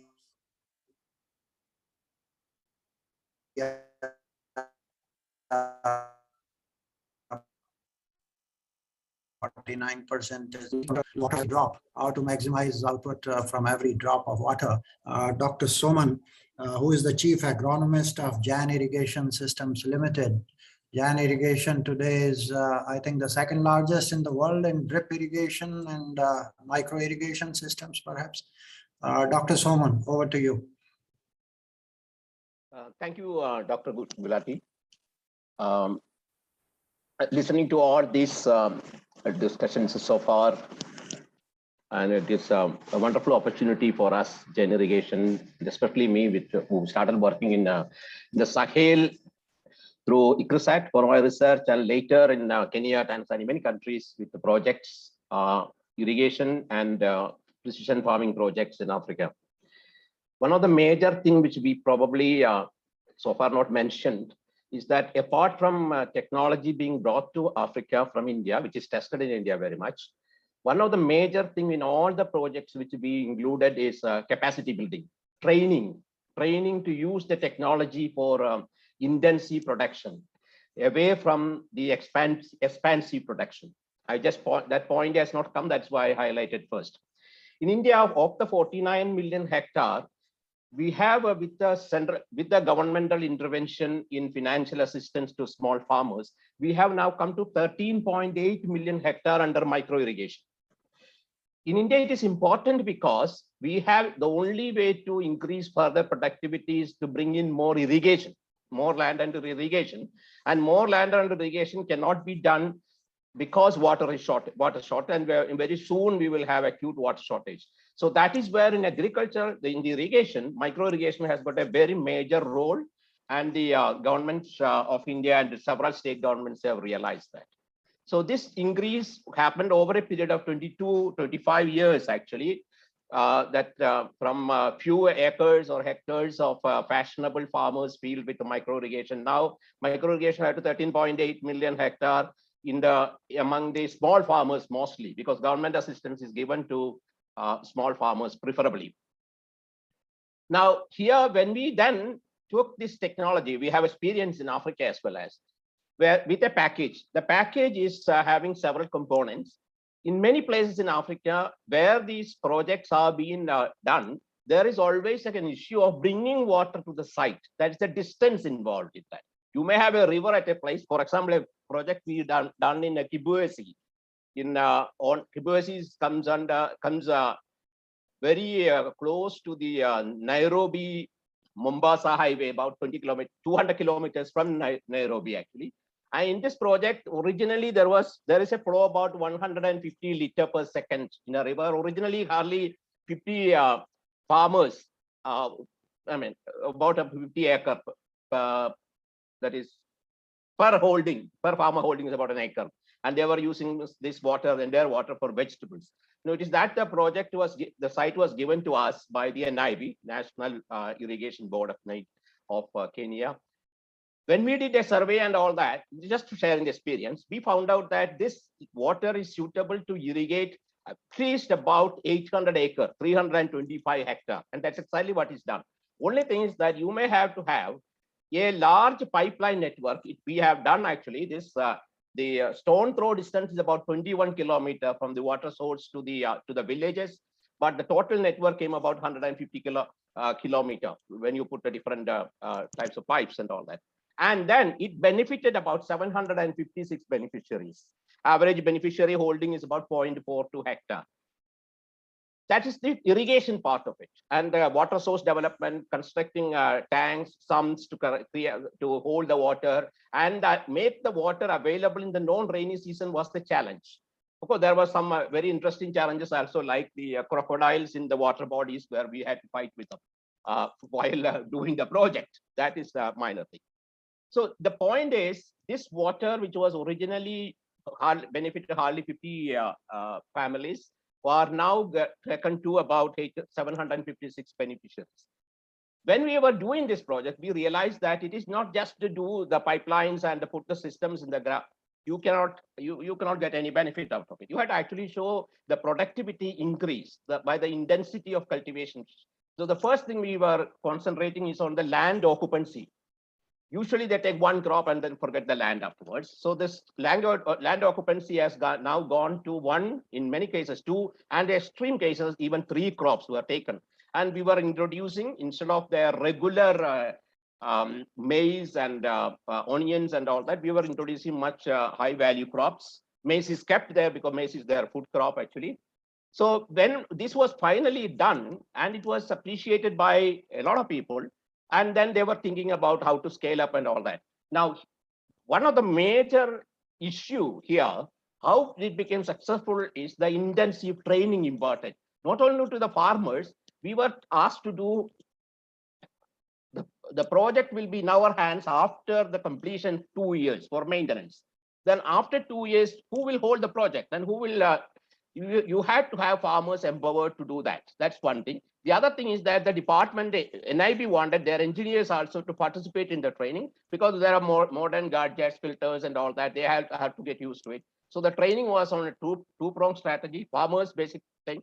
And one good thing I had to tell you is that somebody asked about the gender thing. Almost 75% of our trainees were women in that project because they do the farming actually. Another interesting thing which is again, we learned in India, we put up there, is actually you have to increase the soil water holding capacity. It's a very, very minor thing, but when you work in certain soils in Africa, just by pouring water or irrigating, you will not get what you. So you have to have certain steps to taken on the soil moisture holding duration to be increased. Then, of course, we introduced fertigations. We trained people to use that. Again, there was a challenge. For example, no one ever used phosphate fertilizer, and for the soils were actually phosphate deficient. I mean, in that area, okay. I'm not talking in their Kenya anyway. So what happened was that introducing phosphate that in a soluble form was a challenge for us, and we did overcome that actually. So basically, what happened from about 750 kilograms of maize they usually produce, that has now gone to 2 tons. 2.5 ton, 2,500 kg, like that. So that increase could be very perceptible increase in productivity was noticed. Other thing which we could not do, which of course the NIB wanted to do, was to group these farmers so that they can sell their produce. So they had onion selling festivals and tomato selling festivals. These are the crops which we introduced, the watermelons, all that. So this was actually a starting point, and we have done similar projects in Rwanda, in South Africa, partly in Nigeria and Ivory Coast and all that. Okay, so what I am to do, the experience which we had in India doing precision farming, focusing on the challenges, the technological challenges, each case that increasing soil productivity, increasing water productivity, bringing people who are reluctant to apply certain fertilizer, bringing them to do that. And then you become a precision farming situation where the productivity could increase. And again, I highlight training, capacity building. And our training had actually 3 components. First is the pre-project training. We were introducing these irrigation systems, the mechanics of working and all that, the role of fertilizer and all that. Then we lived with them for the first crop raising. And the second crop, we supervised from a distance. That is how it has been part. And the engineers were actually been trained to do the operations part. Now, we work in Africa, but not sometimes in this project mode. Projects are actually either an agency, funding agency have to be World Bank, or the local government has to come in such projects. These projects are very efficient because that is bringing, and some people even cried, some of the farmers, especially lady farmers, for the first time they saw water in their farm. Even though it used to be 21-30 kilometers away from it is available. So that experience is worth sharing. And this is the way to build up. The steps are have technology, educate them, inculcate in them, get their commitment to carry out, and then you can get African agriculture at least change to the level now the Indian agriculture, high input agriculture is operating. I'm not saying that high input agriculture, okay, environment wise, there are issues and all that, but you can always get into, when you come to precision, where we are reducing the inputs in terms of water, in terms of fertilizer, to the level that the crop's requirement is met, then the environmental effect also can be reduced. So I stop at the moment, and in the next round, I will be able to take questions and go more. Thank you, Dr. Soman, for highlighting the need for training and extension of the technologies, and also precision agriculture being tuned to environmental sustainability. May I now have the pleasure to invite Heike Bamula on the digital revolution. She has been working a lot on the digital side of the thing, linking from production to the consumption part, and how best we see the collaboration and the investments needed in that, so that smallholders can ride and tap this platform of digital thing, which is so revolutionary across several segments of the economy today. Heike, over to you, please. Thank you very much, and welcome all. I'm very glad to be here. I'm We saw earlier in the presentation the graph on mobile subscription rates by Indian states and African countries, and we see a very mixed performance. So we see some very good performance where you have high subscription rates and others that still lag behind. But what is of course interesting from the perspective of this workshop is to look at how can we take advantage of these digital opportunities to promote agricultural growth. And I'd like to focus on three specific aspects, and in particular at issues that are interesting from a perspective of India-Africa learning and exchange. So three different areas of investments. The first area I'd like to highlight is around investments in mobile money and other digital financial services. This is an area where we've seen a lot of progress, especially in Africa, although it varies between countries. Again, we have diversity, and but still in some of the countries, they're really the world leaders now on mobile money. And if you look at the whole continent, we have over 150 mobile money services and over 500 registered users, which is 41% of the African population, transacting almost $500 billion. So it's really huge business. And that mobile money prevalence has also meant that there's access to other financial services, bank accounts, loans, or insurance, and it has enabled provision of other services. So it's really an enabler of different services that then benefit the agriculture sector. And if we look at statistics in South Asia, for which the statistics are available, we have fewer mobile money users, only about 16% of the population transacting about a quarter of what is being transacted in Africa. And one of the key drivers in Africa, amongst others as well, including lack of alternatives, to be frank, but one of the key drivers has been the liberalization of the market, and in particular to allow the entry of mobile network operators in the financial sector. And analysts tend to attribute in particular the slow growth in India in this sector to the challenging regulatory and operating environment for mobile money. So maybe this is not even so much an investment area, although it is as well, but also primarily an area for policy reforms. The second area I want to highlight is investment in innovation environments. Both in Africa and India, the innovation sector is, when it comes to digital agricultural services, is very dynamic. In Africa, we are counting over 400 such digital agricultural services in sub-Saharan Africa alone. And in India, we are counting around almost 70, which makes India the second largest, the country with the second largest number of services among low and middle income countries after Kenya. And a lot of these are advisory services, but India is also very much leading in terms of e-commerce platforms. And as I mentioned, in Africa, we have a lot of digital finance platforms as well. And what has been driving this in part has been conducive environments for technology startups, for a very, very vibrant tech sector through innovation hubs, through local startups funded by angel investors, especially in Africa. And I think this needs to be supported much more also in other African countries. But what we really need also is investments to scale these types of services, because this is where we are really still lacking, to make them financially viable. And this could be through investments in infrastructure, different types, better connectivity, better electricity, better logistics infrastructure so that it benefits the agriculture sector, but also access to mid-level finance and access to skills to develop services and use services. And the last point I want to highlight is that we need more investments to really mainstream digital technologies among all actors in the food and agriculture sector.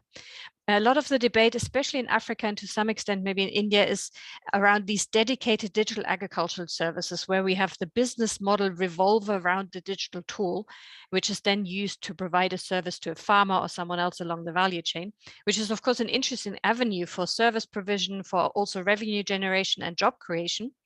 But what I think we need on top of that is investments to build skills and technological capacities that digital technologies become not only core of the business model, but also an integral part of any business operations. And then they can enable companies to also offer digital agricultural services, but in essence, it makes companies generally more efficient. And I'd like to close with a little anecdote, because Dr. Soman is here, who very kindly guided us around Jain irrigation when we were visiting the trip that Dr. Yimi mentioned at the beginning, and that me as a sort of digital researcher, I was in the presentations and the guided tour, I kept waiting for the digital tools to be presented, you know, how they're using digital technologies in their business operations and the services they offer, and it wasn't really coming.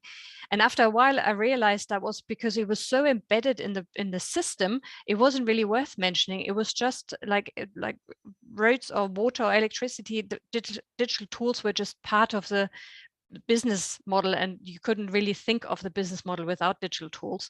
And I think this is really what we're aiming for. This is what we get to. So we don't even talk about digitalization anymore, but it's just become so embedded in the business model and business operations that it's just one additional factor of production. So thank you very much. Thanks, Heike, for highlighting the role of digital technologies. Before I really go back to the panelists and open up the question and answer session, I just want to know from the organizers, Joachim or Lucas, or anybody can guide me, how much more time we have, because we have, we started this session about 5-7 minutes late. So can we go for another 10 minutes or 5 minutes? For 5 minutes, yes, Ashok. Okay. And we will have another round of discussion after the next session. And I hope that then some of the speakers can re-engage from your panel. So if you just have a quick back and forth for 5 minutes, would be okay. Thanks a lot, Joachim, for that. I think this has been a very rich discussion, and I've been looking at the Q&A boxes, and many people are asking questions. Some are to Osman, and some are to me, and some are to Usha, and looking at what is the role of FPOs, for example, and what the two, countries and continents can learn from each other on the FPOs to build value chains, given it's Korean's 100th anniversary that, we are centenary of this, we are building. Also, there is a comment and question on the solar-powered, solar-powered small-scale irrigation that can be promoted through drips or sprinklers or whatever. Maybe someone can give a response to that. And to Usha, there is a question. When you're talking about developing biological solutions in the system and carbon markets, is there any evidence and studies done how much can be done and how much has been carbon traded and so on and so forth, if there is anything on that? So quickly, 1 minute to any panelist who wants to jump in, and then we close the session. Osman, would you like to go first? Yes, thank you very much.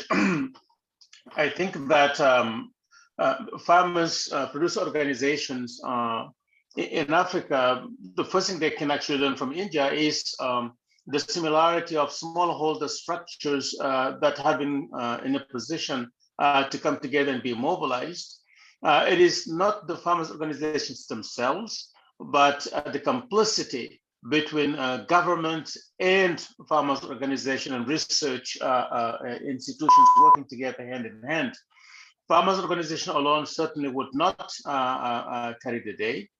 However, what we can see from the history of farmers' organization in Africa is looking at the dispersion of farmers across the continent.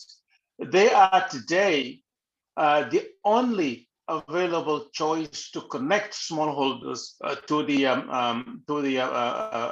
value chains. You will have to do that using smart technologies, certainly digitalization. You will have to do that to enhance the economic, social, and business skills and acumen to do that. And from there, they can look at what made a difference in India through institutional support and how that could be translated into digital means so you can leapfrog and cut corners to do that. Thank you.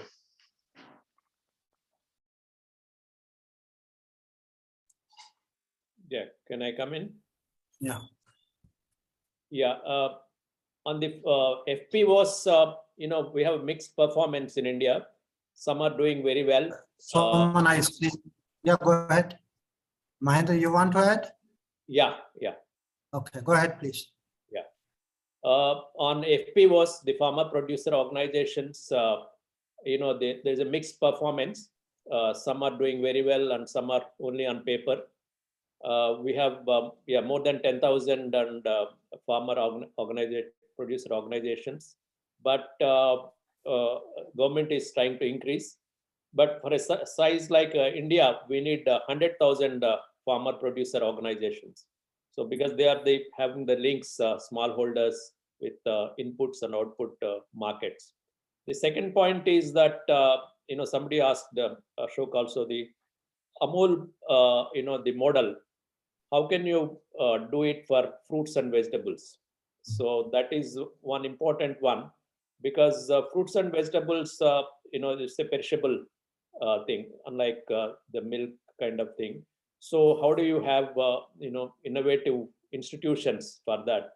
That I think we have to think more rigorously on that, because that is one of the things where healthy foods we need for the malnutrition people. Thank you. Great, thanks. Dr. Soman, you wanted to say about solar powered or? Yes, Ali, on solar power. We have been actually bringing solar power, a small scale system to Africa quite a lot, with a, let's say, nominal investment of $300 and a system which is already there, a drip system. A solar system can be added to it. For example, 0.1 HP motor running both the panel as well as the pump. So these are becoming very popular, especially those women farmers who are usually growing vegetables, and by the end of the day they take the vegetables to the local market. That's a huge I think most of your economists, they would know that that's a huge economy, size of the economy in Africa, especially on the dry riverbeds. They raise vegetables, and these people are now using a lot of small scale solar powered irrigation system, drip irrigation, plus a solar power and a panel, so that the water they used to carry on the head can be now brought in and put in the drip system. So this became very popular, and we are serving that. Thank you. Anyone else, Usha or Temi or Heike, want to answer any one of these questions? Given the time, I've just responded in the Q&A section itself.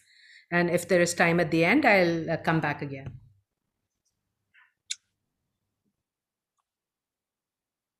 Okay.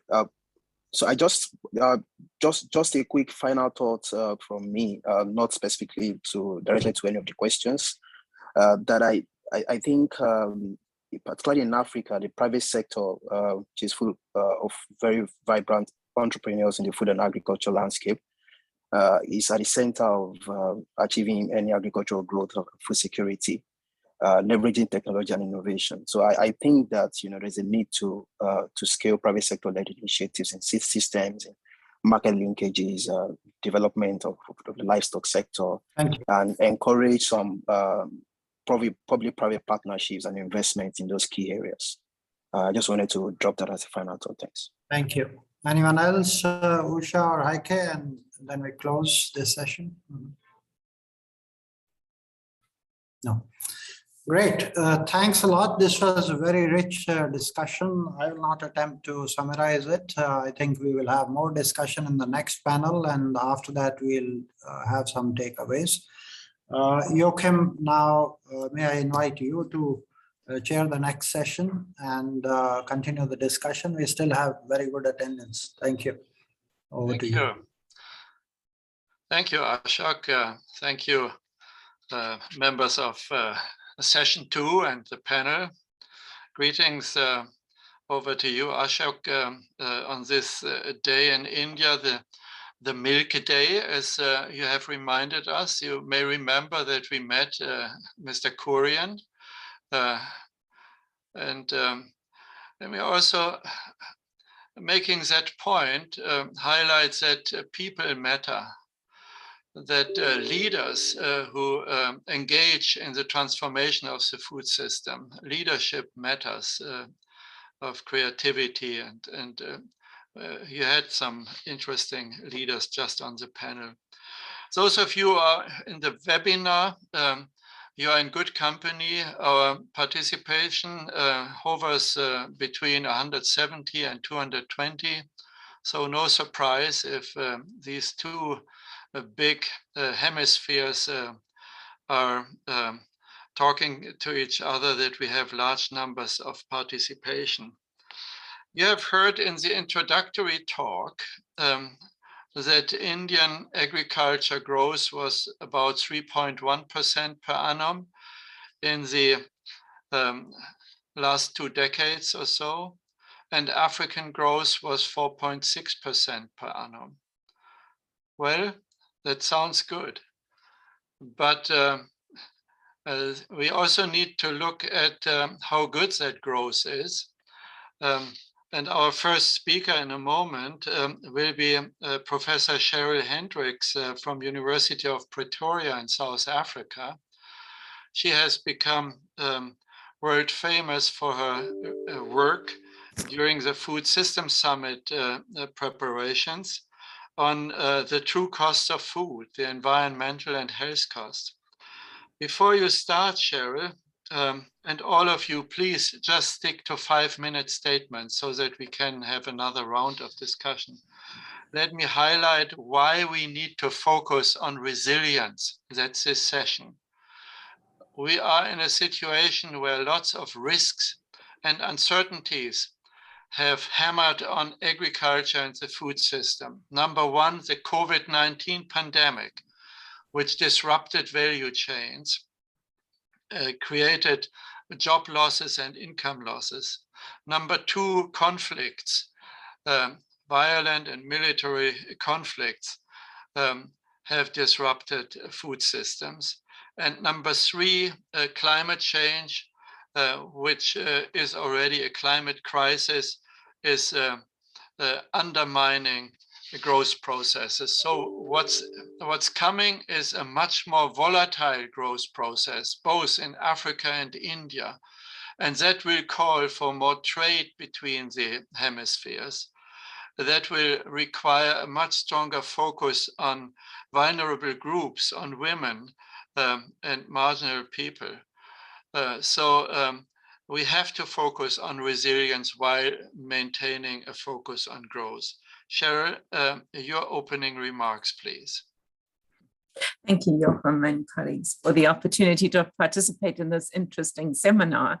Some very interesting points made earlier related to the true cost of food and understanding why we need to factor in the hidden costs of the food system in food system transformations, particularly in terms of Africa and India, because the transformations are most likely going to be very rapid. And whether we will have control over the final outcome will depend on our actions today. So we need to make sure that these rapid and really sizable transformations ensure that we do have sustainable environmental conditions for the future, that they're equitable, and also that the food that's delivered through the future food systems is nutritious. We know this affects labor productivity, which has been mentioned. We know that we face many challenges, for example, poor energy provision in both Africa and India. And elements like storage will become very important in terms of defining the future potential to deliver to a growing population.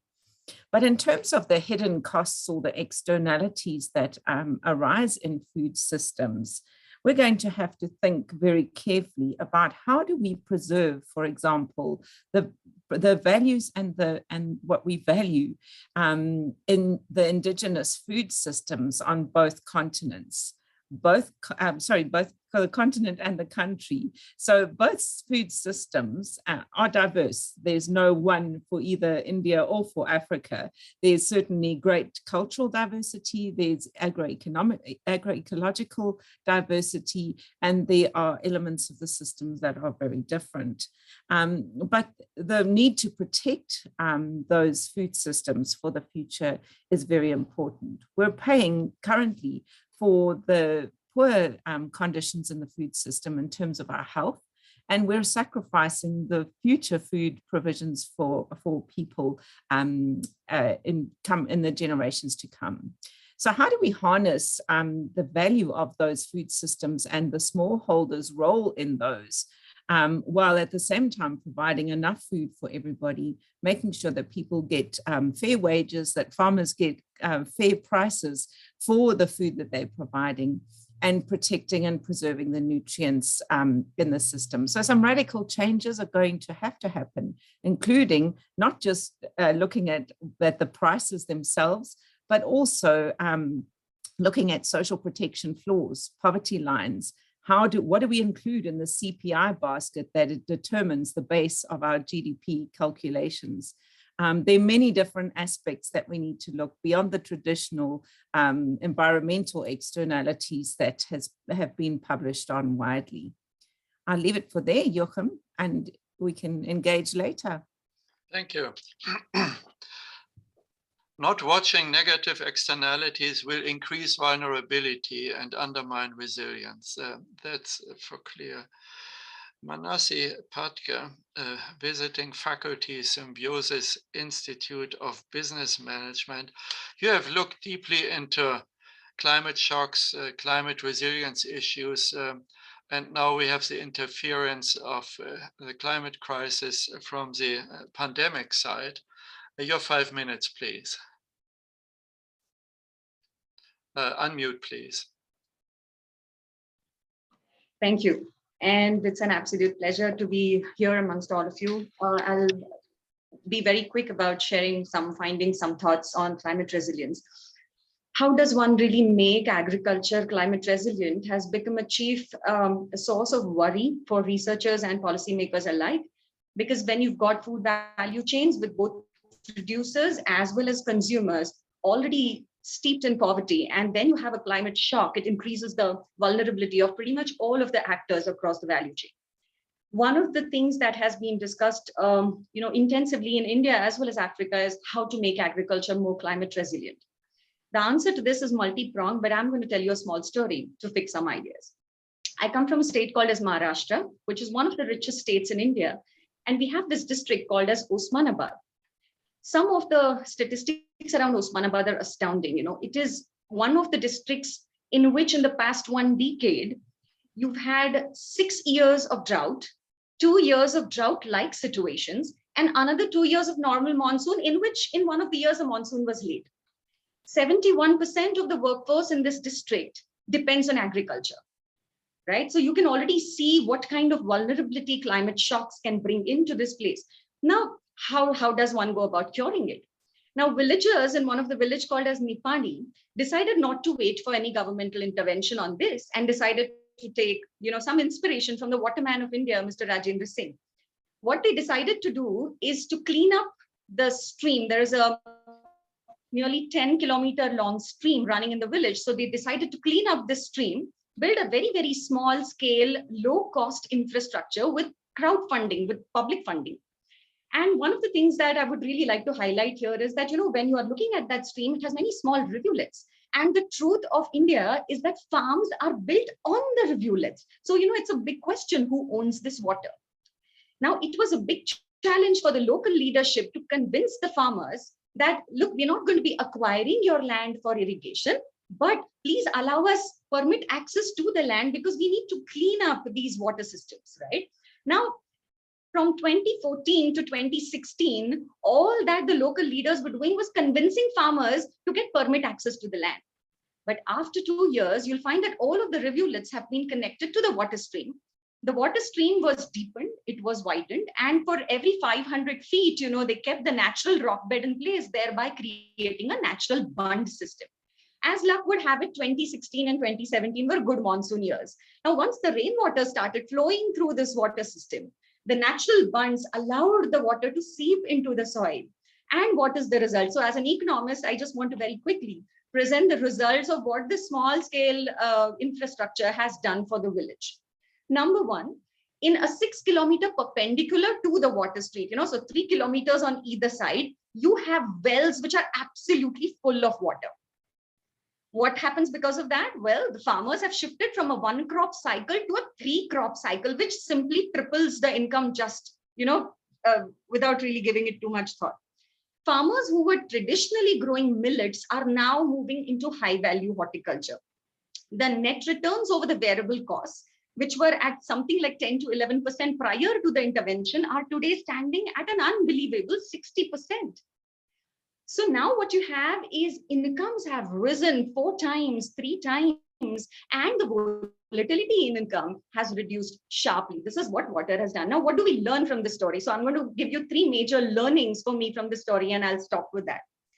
The first learning is that whenever for making agriculture climate resilient, you have a bottoms up approach rather than a top down approach where the government says, hey, it's great news to have climate resilient agriculture. If the villagers take it on themselves, if the FPOs take it on themselves, I think you have a serious shot at creating good climate proofing when it comes to local grassroots systems. The second observation and the second learning, and I would really like to have a discussion on this, is that I believe that you cannot look at climate.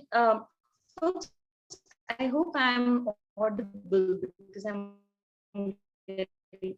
So the second learning is that you cannot look at climate thing in isolation. You have to look at it in terms of local leaders, which is having integrity about this. Unless you have funds, functions, and functionaries at the decentralized level, it is very, very difficult to get through with climate proofing. And one of, despite such humongous gains, why are these experiments not getting replicated very, very quickly? Because I feel that the replication is not easy because it requires this kind of local leadership, which is not very easily available.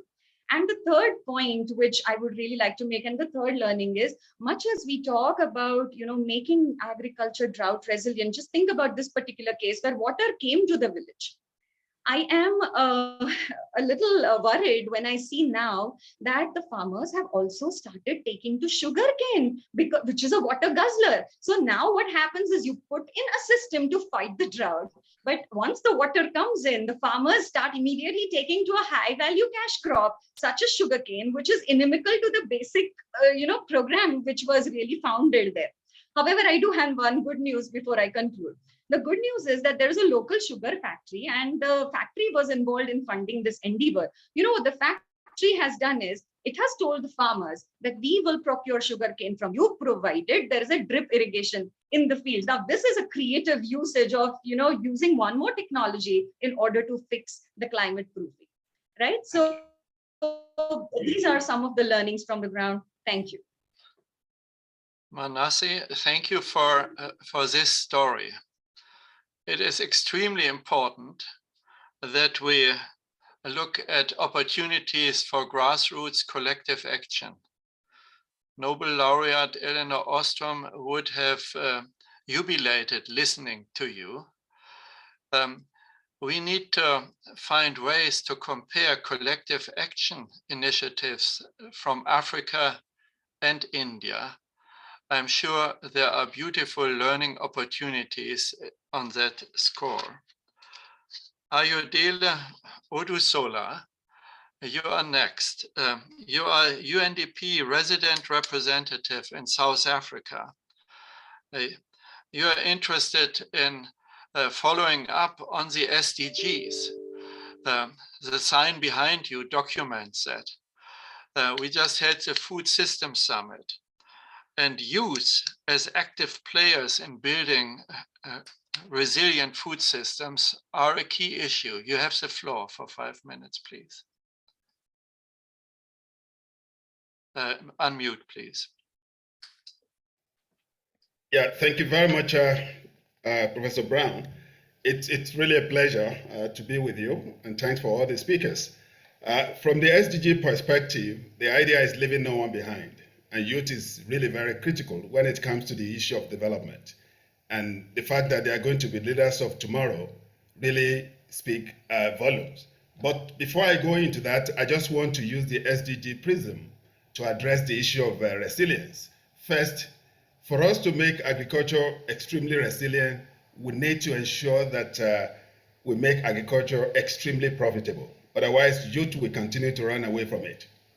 So we have to make sure it is not only profitable, but it is something that has social profitability, where they are proud to be part of it, in addition to economic profitability. And also we have to make sure that we have to ensure environmental profitability as well, where the issue of climate-smart agriculture, drought-resistant crops are put in place. I strongly believe those tripods of triple bottom line drive sustainability and resilience of agriculture. Now, let's go to the issue of youth, which I think is really very important for us to ensure that no one is left behind. Where I come from, there's an adage we say, you don't shave people's head in their absence. Definitely, in many African countries, youth have been excluded in issues relating to their own development, and we decide for them. So that's one of the things which I think we need to really address. And why are youth really turning away from agriculture? Like I said, they see agriculture as too laborious, too unprofitable, and at the same time, it goes with a lot of stigma where it's only meant for the poor and the aged population. So we need to really make sure we really address these three elements and make sure that it's something that is profitable for them. Two, we have to modernize agriculture for us to be able to attract young people to go into agriculture. This is one thing which I think is really very important for us. Nobody would go into agriculture unless it's fully modernized. And I think the kind of modernization that has led to accelerated productivity in India needs to we need to bring it on board. And in addition to modernization, we have to address the access issue, which the youth in Africa is really facing. Access to finance, if you look at it, loans, interest rates to credit ranges between 20 and 50% in many African countries. This is not the time. And I've listened to colleagues saying that there is what they call the prime lending rate for agriculture for many banks in India, but this is not the case in most African countries. So that's one of the things which I think we need to really address. Two, we need to really preach this issue of digitalized agriculture, because every youth will be fully involved when agriculture is fully digitalized. And I think that's one of the areas we have to do, but we need to do a lot of capacity development, and this is one of the areas that I see very strong partnership between Africa and India when it comes to issue of this. So this is one thing which I think we need to really do on a regular basis for African youth. Now, there are a number of initiatives that have been done in terms of what do we really need to do to enhance capacity. In fact, just yesterday, I was in what they call Agricultural Technology Challenge Fund, which is a partnership among the French government, the World Bank, and UNDP in South Africa, which we launched yesterday. And also, this is one of the things which I consider to be very important for us to really push through. Now, we want to really make sure that the issue of internship, mentorship, and coaching for the youth in the agricultural sector remains critical.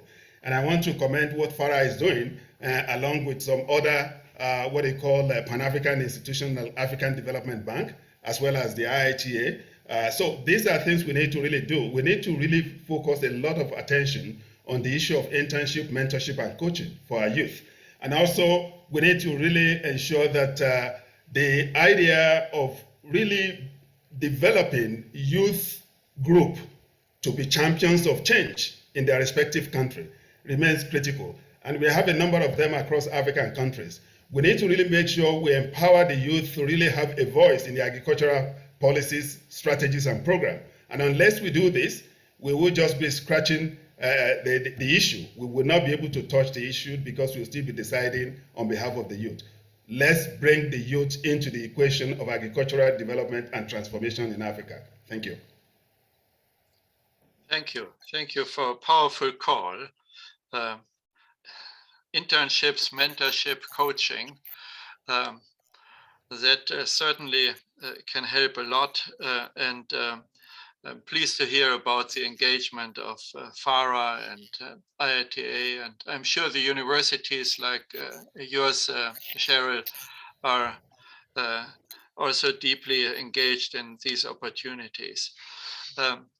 Thank you again. Next, I'm calling on Sri PVS Suryakumar, the Deputy Managing Director of National Bank for Agriculture and Rural Development, NABARD. Sri Suryakumar, the African delegation has visited NABARD when they were, and I know this was a highlight of their visit. You have the floor for 5 minutes to talk about finance for resilience. Thank you, Professor. I would make 4 or 5 brief points. To tell all people, NABARD is a development bank. We primarily do 3 functions. We supervise the rural financial institutions. Second, we finance the state governments for creating rural infrastructure and finance the banks to direct credit to a particular area of interest. And third, we are involved in development. We are one organization which deals with the government, the federal government, the state governments. We deal with the banks, we deal with the civil society. We are one organization and the international organizations. We are one organization which deals with everyone. So what do we do, especially when it comes to financing, managing shocks and increasing resilience to agriculture? We are acutely aware of the fact 52% of Indian farms are rain-fed. And all the farms in India are small and marginal farmers who own approximately 1 hectare of land. So we're very conscious and all the policies are designed towards that angle. So what are the lessons which we have learned in 40 years of our existence? Before 40 years back, we were a part of the central bank of the country. So in 40 years, what are the lessons which we have learned and what are the lessons which apply to Africa? Very specifically, will answer. Number 1, I think the most important thing is region-specific models are the most important thing. What works in one province, one state, even in a couple of districts. Mansi was talking about what works in Usmanabad in Maharashtra. Doesn't work in Vidarbha area of Maharashtra. So we believe wherever region-specific models are there, they're very important. We need to really understand what are the nitty-gritties of that. Second, so we believe in funding the best practices and bringing in advocacy around that. As a development bank, we are not the government. We are not this federal government or the state government, but we believe in funding the best practices and telling this best practice works and how do you really connect it. So this is one thing which we really found it very useful and we learned a lot from this.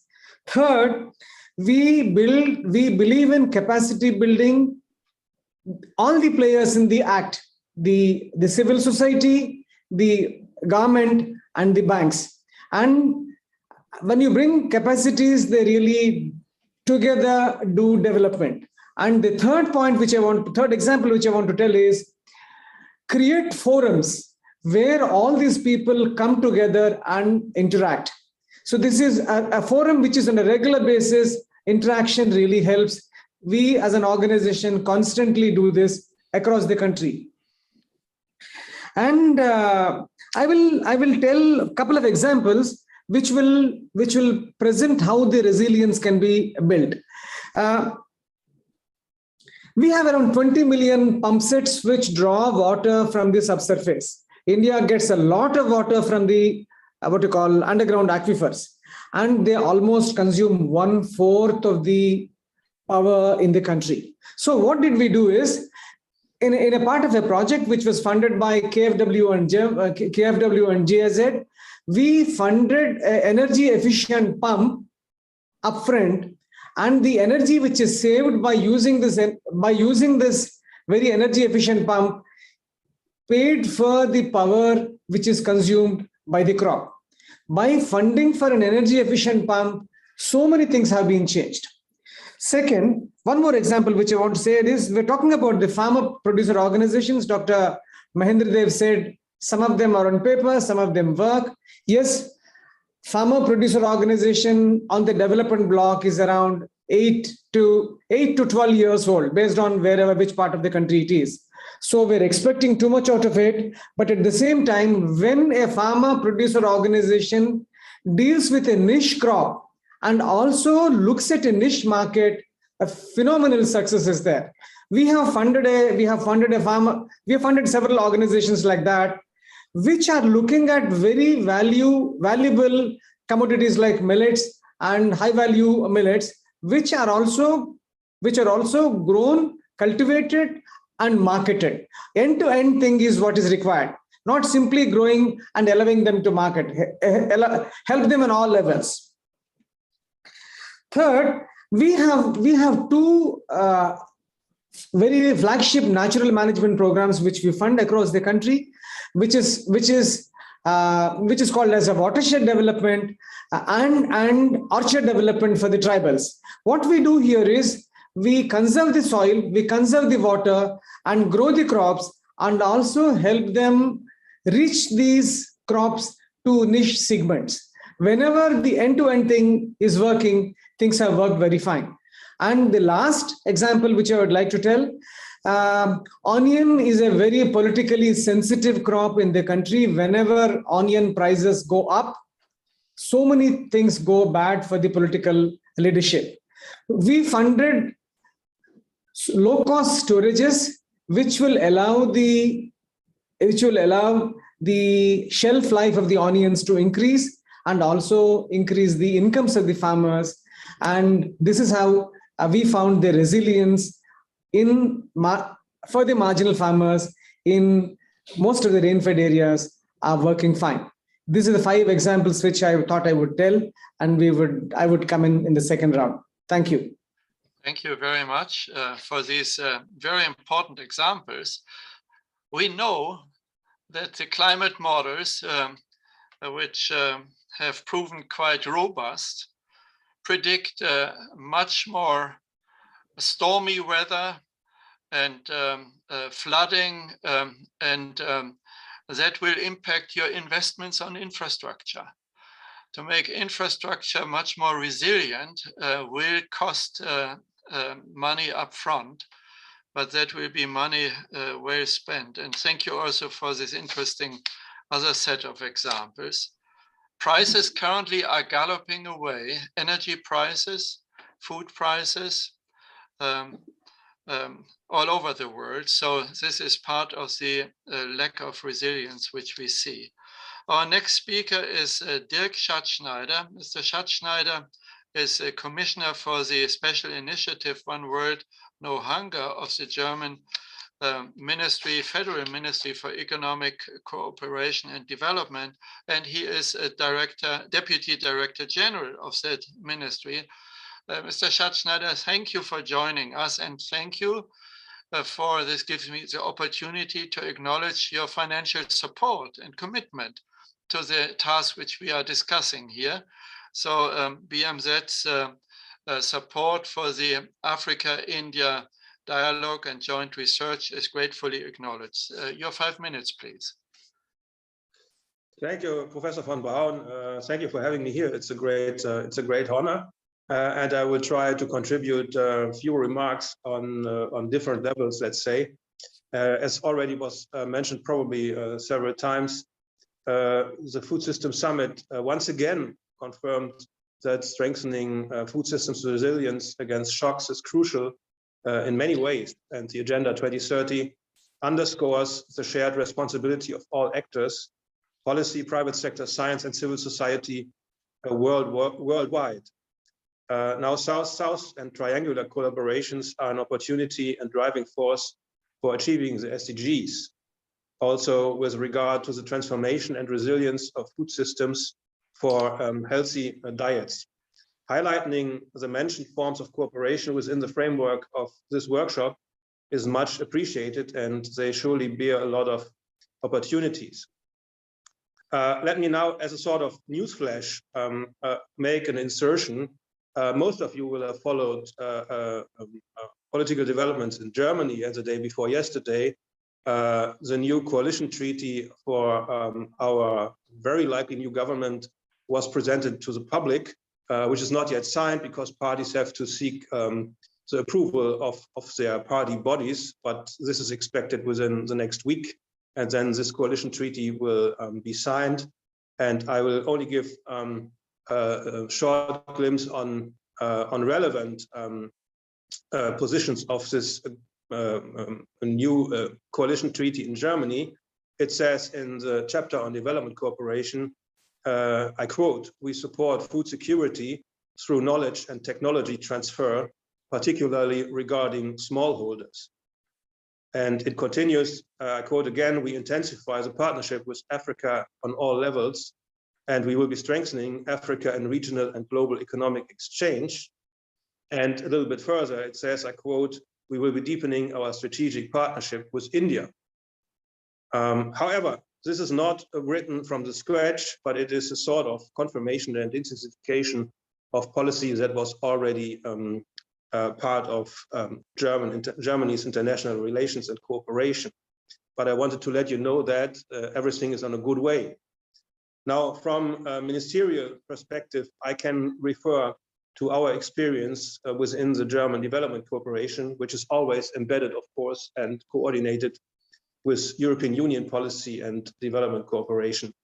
With our new strategy, Sustainable Agri-Food Systems, One World Without Hunger, we affirm to support South-South cooperation within our development cooperation and intend to take advantage of the opportunities offered by triangular cooperation.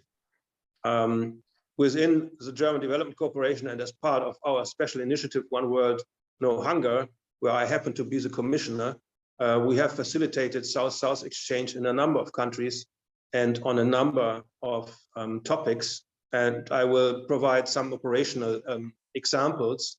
Example number one is that in the framework of South-South exchange, as part of our global project on food and nutrition security, enhancing resilience, India shared the successes of its e-learning platform for social and health workers with African countries. As of 2018, India trained a total of 6,800 social and health workers and 3,400 supervisors. And this project came just in time to manage the pandemic with regard to healthy diets. And after its successful launch in 2018 and following a fruitful South-South exchange, partners in Benin have modified and adapted the digital measures from India and used the webinar formats to train government employees. One example of South-South cooperation or even triangular cooperation, since Germany was included giving support in terms of knowledge and of course financing. And this is one of the mentioned digital advisory services that I think Mrs. Baumüller was talking about in her remarks. Second example is a global project, Soil Protection and Rehabilitation of Degraded Soil for Food Security, promotes agroecological approaches for soil rehabilitation in various African countries, as well as India. This action is financed by the EU and BMZ, and the South-South and South-North exchange between India, Africa, and the EU is as well establishing a multi-stakeholder dialogue platform as integral part of the program. Third and last example, and this relates extremely to mutual learning and avoiding certain negative effects of intensification, or what some people call the green revolution, to be replicated.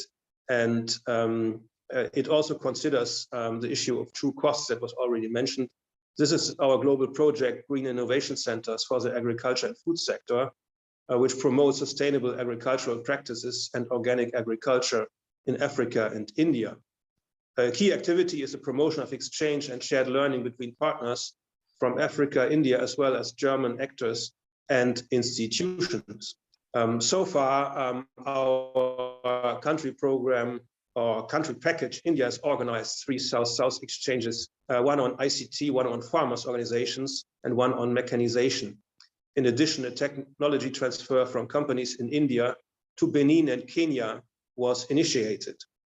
I leave it with these 3 examples they should show that some things are already going on. However, there's much more to be done and there's much more to be scaled up. And the results of this event will definitely help to do so. I would finally thank all institutions that have contributed to the 2 studies and the additional research. So ICRIER, FARA, and CEF, thank you very much for the excellent work. We will be happy to stay in touch and use your results for our work in the future. Thank you very much.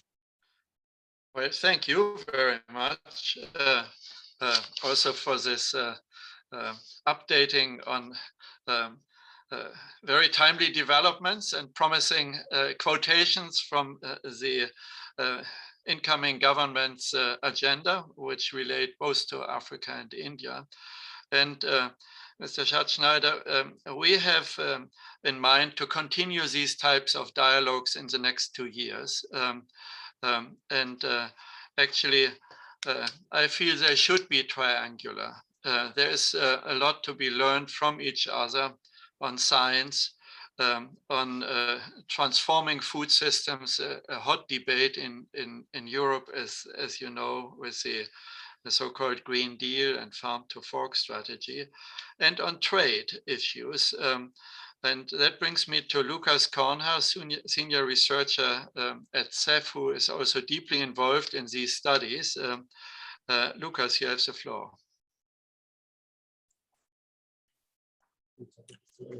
Thank you very much for the opportunity to share my thoughts today.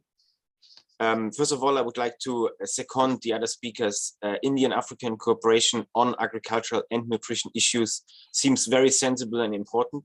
Specifically, I see the advantage of the Indian-African cooperation in its equal partnership that comes from state-country similarities, as we have seen from our research, but also a history of cooperation and common, also historic development trajectories.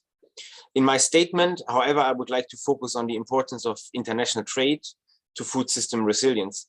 Both are, in my view, or particularly in view of climate change and the unexpected shocks like the COVID pandemic, important issues that affect our food systems. One central theme that is always mentioned in discussions and conceptualizations of resilient food systems is diversification. Diversification is important along the entire value chain, but most notable are production diversification and income diversification. At the first sight, diversification objects the Smithsonian idea of specialization and gains from trade. However, production and income diversification, even in combination with risk management instruments and social policies, are no guarantee for sufficient food supply in view of severe supply shocks from droughts and floods that arise from climate change. Trade can and already does play a role in mediating between surplus and deficit regions within and across countries. This becomes even more important with climate change, as already mentioned. From previous research, we know that food production, even between neighboring countries in similar agroecological zones, is sufficiently independent so that regional and state-to-state trade can be an important ingredient to achieve food and nutrition security and to contribute to food system resilience.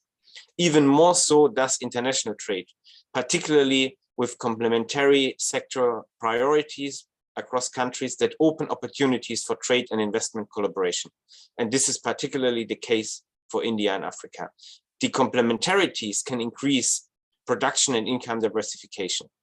During the COVID pandemic, after a drop in trade during the first lockdown period in around March, April 2020, agriculture trade flows recovered quickly and helped to stabilize the global food system.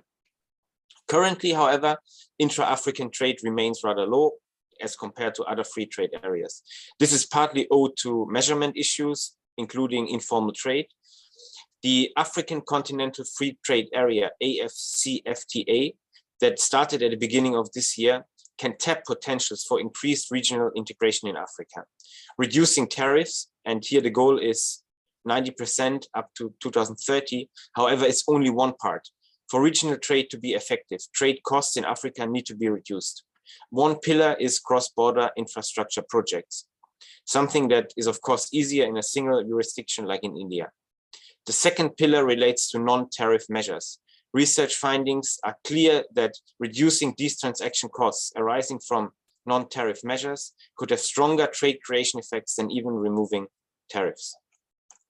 India is now Africa's third largest trade partner after China and the US.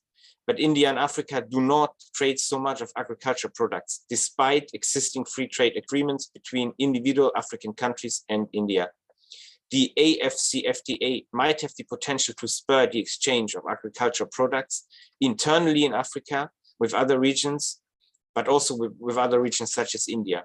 But for now, Indian exporters and also exporters from other countries face a confusing mix-up of trade regulations and laws in Africa.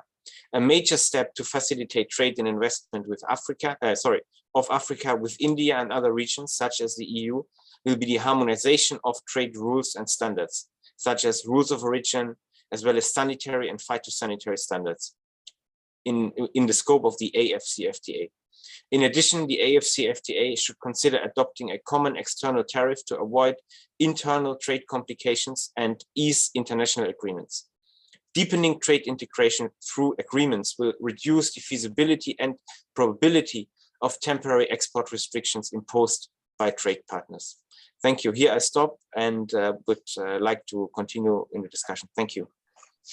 Thank you. Thank you, Lucas. The opportunities of new trade arrangements between Africa, India, and the EU are substantial. And you have pointed those out. Actually, you also have done analyses on these. I think this big topic should be on the agenda in another round, which we can have maybe following up to this meeting in the future. Colleagues, we have 15 minutes for open discussion, which I would like to handle in the following way.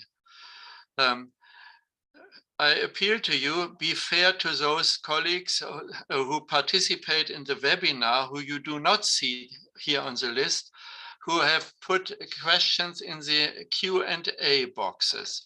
And if they are addressing questions to you, or if you feel comfortable to responding to them, please do so in writing with this or that remark. Now, all of you who are here on the screens, also including from the previous session, feel free to raise your little yellow hand. And I will note you, and we have a bit of cross-cutting discussion in the remaining time before we move to a session where we want to listen to a few thoughts of those who will discuss future opportunities. So I'd be happy to see your yellow hands from here on to engage with each other on the issues, not only the issues of resiliency, but also sustainable growth, equity, nutrition. These are the three mega themes which we had today on the agenda. Ashok, would you like to come in at this stage? Your session was a bit cut short, and I'm sure there are important points which were left unaddressed. Ashok? No, thanks, Joachim, for getting me in at this stage. One of the things that I've been pondering over is much lower than what the potential perhaps of the two regions could be. But when we look for specific solutions for food and nutritional security or building efficient value chains, they are very, very location specific, even for the resilience, the type of example that Mansi gave. So how do we scale up those within, even that country or even across regions, or that becomes a major challenge. So there has to be a good conceptual framework in which we think of analysis, R&D, total factor productivity that we talked about in the beginning, how much it is spurred by research and development activity or by the overall infrastructure, which is lacking. Otherwise, achieving food and nutritional security will remain a dream. And solutions which can be scaled up. Thanks. It would be great if others could address the question of scaling. I see there's a hand up by Abdul Razak Ibrahim. Please take the floor. And Mahendra, are you signaling you would like to speak? Yeah, I see also physical hands of some of you. You prefer physical hands rather than yellow hands.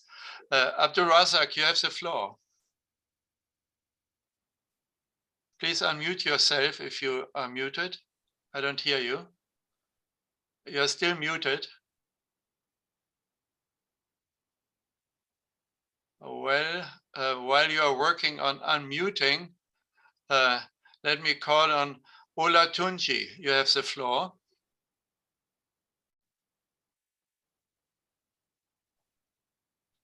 Go ahead.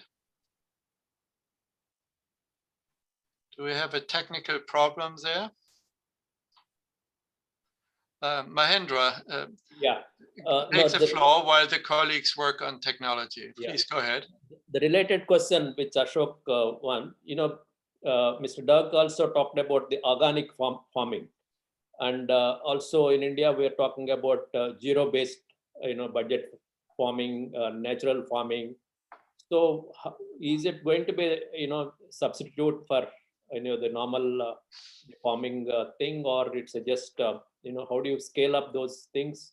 So these one has to study these things.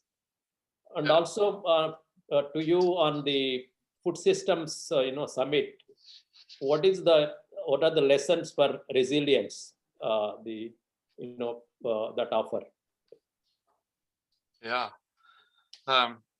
Let me make one point on scale. I think education plays a key role, not only extension. And in terms of resilience and food system summit messages, we had a resilience group which just published last week a very interesting comprehensive article in Nature. Maybe Heike and colleagues, you can put that into the link into the chat box. It is also on our website, the Food System Summit website. Cheryl, would you have a comment on Food System Summit and resilience messages? It was one of the 5 points of the Secretary General's agenda. Yes, absolutely. The Food System Summit brought a lot of focus on resilience and livelihoods in particular, driven by the context of COVID.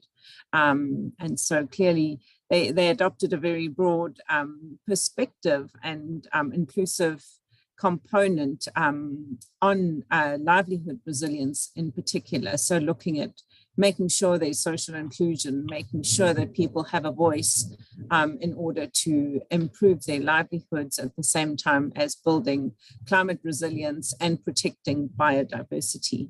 So yeah, there was a very strong group working on that topic in particular, but I was struck by how resilience came through across all the action tracks. So it didn't matter whether you were talking about production or consumption or reaching the last mile in terms of action track 5. Resilience came out as a very important element that we need to think a little bit more holistically and creatively in achieving.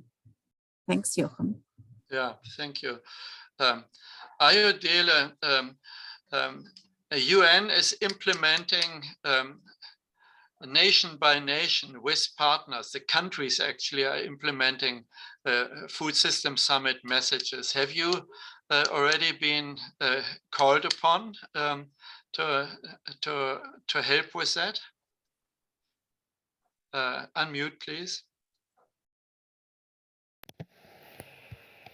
Yeah, thank you very much. I think this is one of the issues that we've been facing based on the request from member states in Africa. I think the one thing, let me just enter it through the youth angle in terms of how can we meaningfully support. When it comes to the issue of food security and building resilience around it, particularly focusing on youth, if you see what is happening in India, where the average age is about 45, and in Africa it is 60, where the mean age is just about 17 to 18 years. So it's an indication that youth are not really fully involved there.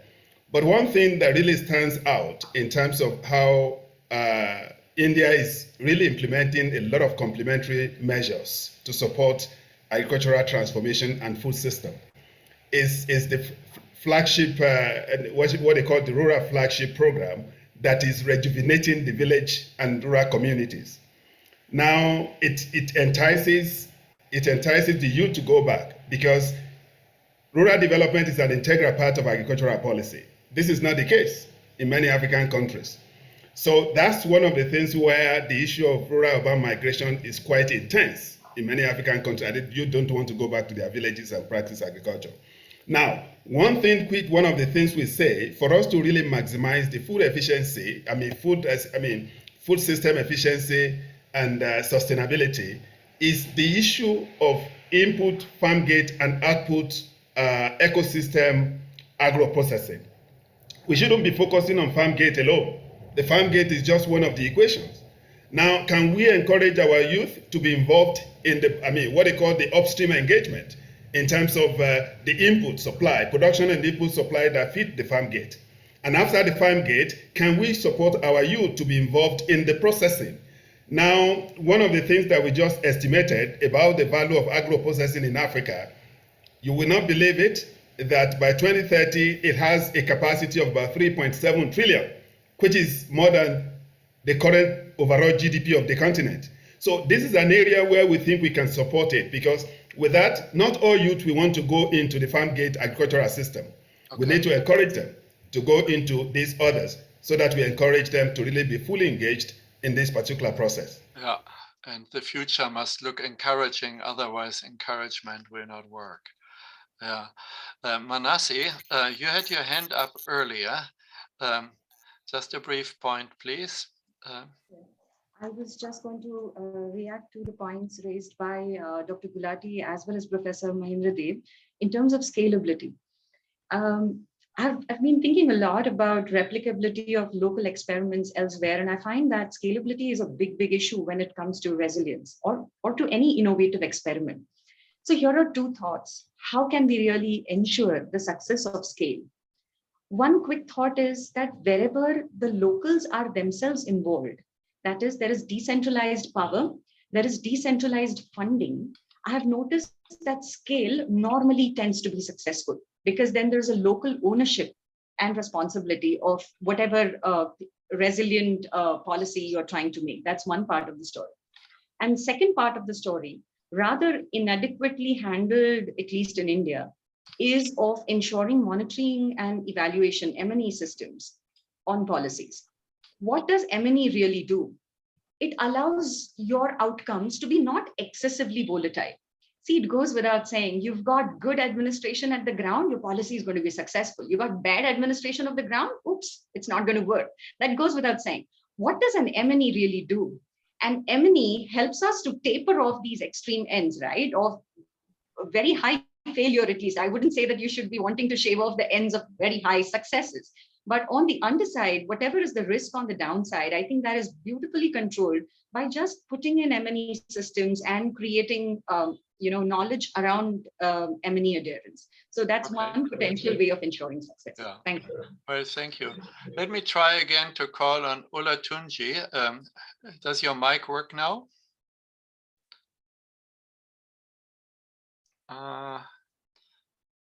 And I see one other hand up, Atanu Ghosh. Does yours work? Unmute yourself. Yes, good afternoon. I was listening to I'm not an agri expert, but I thought, I always think when it comes to agri, I think it's very interlinked subject is agri processing. I think Abdul Salam was mentioning about it. And, the countries like ours, particularly developing countries, has got very low conversion of food processing, and if you really want to change the fate of these farmers, I think one way there are two things which comes to my mind. I thought both African and Indian expert can opine that one is that middlemen, the middlemen in the agri chain are too many, 5 to 6, and it escalates the price by 20 to 25% times than what the agri farmer, get in their hands. And second is the conversion rate is also very low. Food processing is to the tune of only, I believe, 10 to 15%, whereas developed country has got it to 70 to 80%. So that's one thing, because we waste so much through this, very weak value chain system. So I thought I'd like to know that.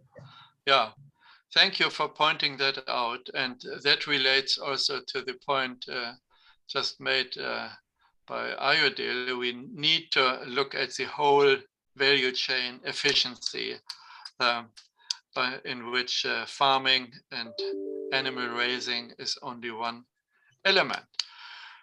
Colleagues, we could go on and we will go on in the future, but first we now want in a closing session to talk about reflections on the future. And I call now on P.K. Joshi, the Fellow, National Academy of Agricultural Science, former director of the Asia office of IFPRI. P.K., you have the floor. Actually, time is now even more limited. I asked for 3-minute reflections. Thank you very much, Dr. Joachim von Braun. Thank you so much. At the outset, I would like to compliment the entire team from Africa, Germany and India for undertaking such a unique, brilliant and interesting study. We have noted from the excellent presentations that most of the African countries and Indian states have several similarities as well as dissimilarities. So I'm listing 3 broad dissimilarities to develop areas for future partnership. Number 1, while most of the African countries are land abundant, Indian agriculture is land scarce, with exception of Northeast Indian states. The second, India and Africa adopted different strategies for agri-food system. Africa focused for export of cash crops initially, therefore lagged in food production and became net importer of food commodities.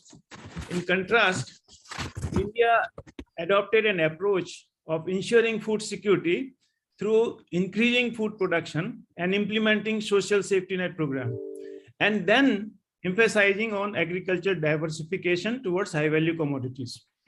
Third, India has a strong agriculture research, extension, and education system, while African countries are lagging in agriculture research, education and extension, infrastructure and network. Since there are dissimilarities, therefore there are opportunities for partnership. I'm listing, because of limited time, listing 2 key possible areas. Number 1 is connect science, technology, and innovation for leapfrogging agriculture to newer and higher frontiers. And to achieve this, 3 things are necessary. Number 1, develop partnership in seed sector, which will improve food security in African countries. India can export seeds, including biofortified seeds of improved varieties of cereals, horticulture, and other commodities to African countries.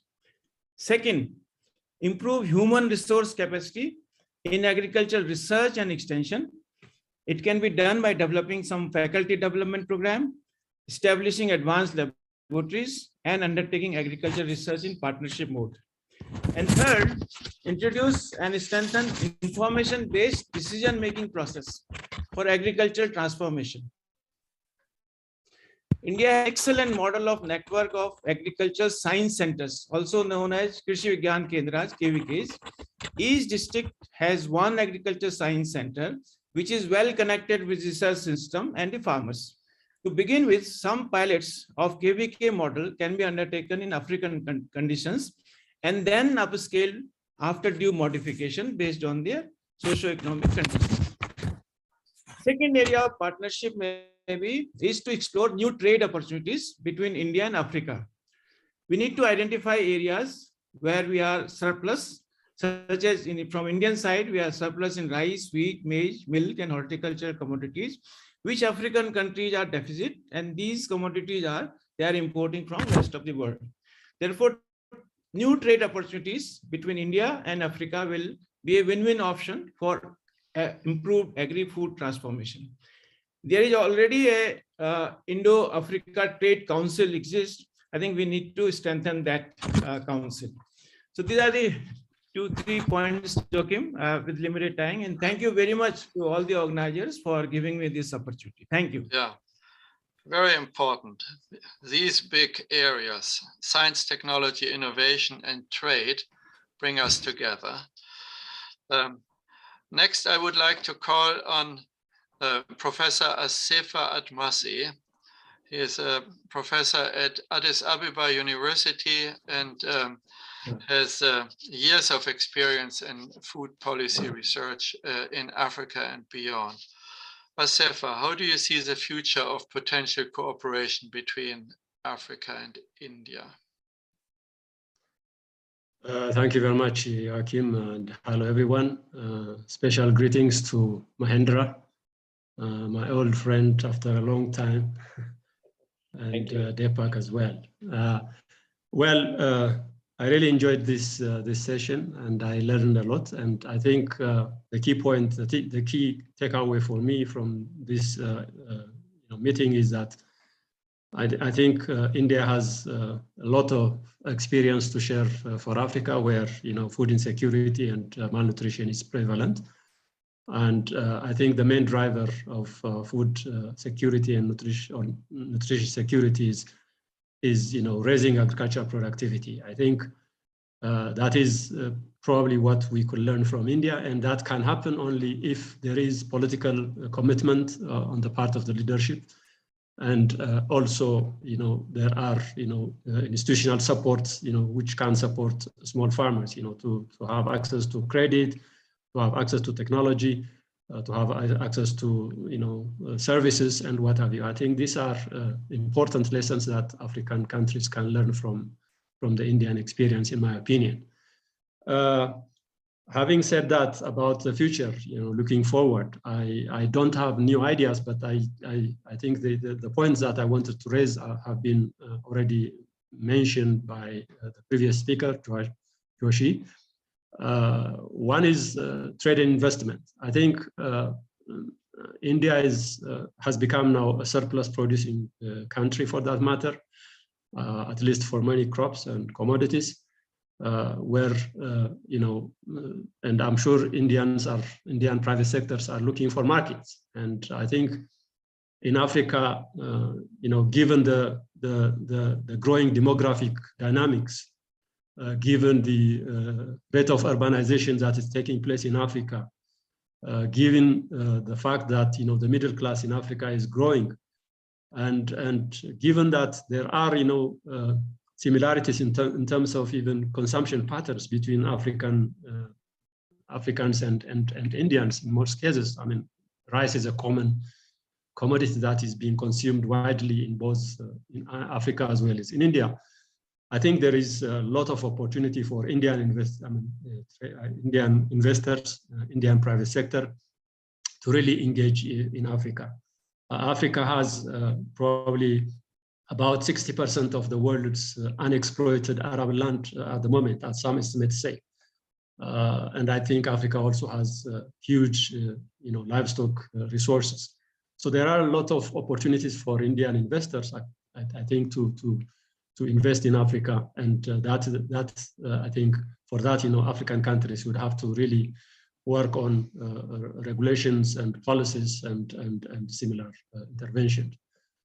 On the part of the Indians, I think Africa is looking for, or African countries are trying to really improve their capacity. So one of the deficiencies in Africa is limited capacity, capacity in various forms. So building the capacity interventions would be very helpful for African countries. This can happen in the form of sharing information, for instance, partnering in science and technology development, in technology exchange, and even forums like this one, for instance. I think even forums like this ones would be important forums to share ideas and to exchange ideas between African scientists and Indian scientists. So I think there are a lot of commonalities that these two giant, the continent and the country at large can benefit from each other. As a final comment, I would say, I think we have been focusing in this session about how to really bring agricultural transformation. I think agricultural transformation is important, but it is raising productivity is important, but that is one side of the equation only. I think the demand side has to also be looked upon, in order for agricultural transformation to come into the equation, unless we are able to really look also into the non-agricultural sector to some extent, whether the demand is created. I think we will not be able to simply focus only on agriculture for that matter. So yes, indeed, agriculture is the focus of our research, but I think the non-agricultural sector, the demand side is also equally important for raising, demand for agricultural products and similar activities. These are my thoughts for the moment. Thank you, Joachim. Thank you, Asefa. Well, I'm sure our Indian colleagues have listened carefully. What Asefa has said is, if you want to enter the African market through trade and investment, you better invest in capacity, which means investment in trade facilitation. I think that's a very important message. But I think we should also accept this message from a European perspective. Capacity building is a precondition that this becomes not lopsided, but really developmental relationships. Vole, Oluvole, Fatunbi, we call Oluvole with the abbreviation Vole, a key mouthpiece and player with FARA, a lead specialist innovation systems. Vole, your future perspectives, please. Thank you very much, Professor Joachim, for the good leadership over the years. And then I want to pick the thoughts that I'll present in just a few minutes from our 2016 visits to India and the 6 organizations that we visit then that provided enormous lessons, and we continue to learn the lessons and find ways to ensure that the lessons deliver a few things in Africa agriculture. Well, when I look at the future of the partnership between India and Africa, 3 key issues comes to mind. And I begin to see the area of lesson learning, which almost all speakers here, they have talked about. But lesson learning, it's not solely that Africa is going to learn from India, but India also learn from Africa because there are some commonalities. I think we should begin to think about co-creation of solutions. Co-creation of solutions, and that takes my mind to the issues of youth in agriculture. I quickly checked Google to see the proportion of youths in agriculture in India. And it is interesting that they are very, very few. In fact, the average age of an Indian farmer now is 45 years, suggesting that the success, as it were, in India, if India did not give attention to the issue of resilience and sustainability in the next 20 years, it may be another story if the youths are not interested in agriculture. Africa is there now. The average age of an African farmer is now 55 to 60, thereabout. And then, effort is going on to get the youths to be interested. I think we need to co-create solutions. On the youth issues, youths in Africa are actually willing, against popular opinion, are actually willing to go into farming, not even agriculture. But is farming at the smallholder level profitable? Will the take-home pay be able to take an average youth home from the smallholder farm? And this is where I think India and Africa can begin to partner and to generate solutions. Of course, you agree with me that the net return from investment in farming is very low across the globe. But more importantly, the policy system in the two continents, let me see, in the two continents, could streamline or moderate the pricing of agricultural commodities that is coming from the smallholder system, so that the returns to farmers at least will be able to give them something that can maintain a reasonable livelihood. And we need to work together on this. On resilience also, we need to begin to think carefully about that. The second point I want to raise is on the issues of exchange of knowledge, technologies, and models. And I will never forget my experience with the NABRAD, the visit to the NABRAD and its irrigation model.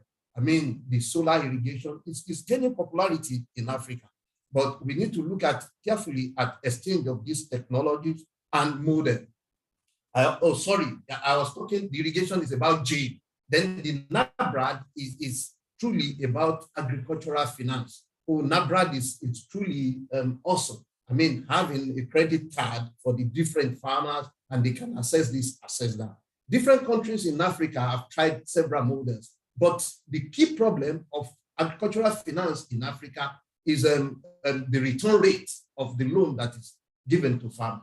If you give loan to smallholder farmers and its net return is too small, cannot sustain its livelihood, you already know that you will not be able to pay back, and this is the problem. So we need to look at this and possibly take models from India, try it, learn through it, and then administer it. Then what about support to agriculture? Every continent seems to be providing one support or the other to agriculture. I mean, a few countries in Africa have tried subsidizing fertilizer, and I mean, possibly corruption falls into it, it's not working.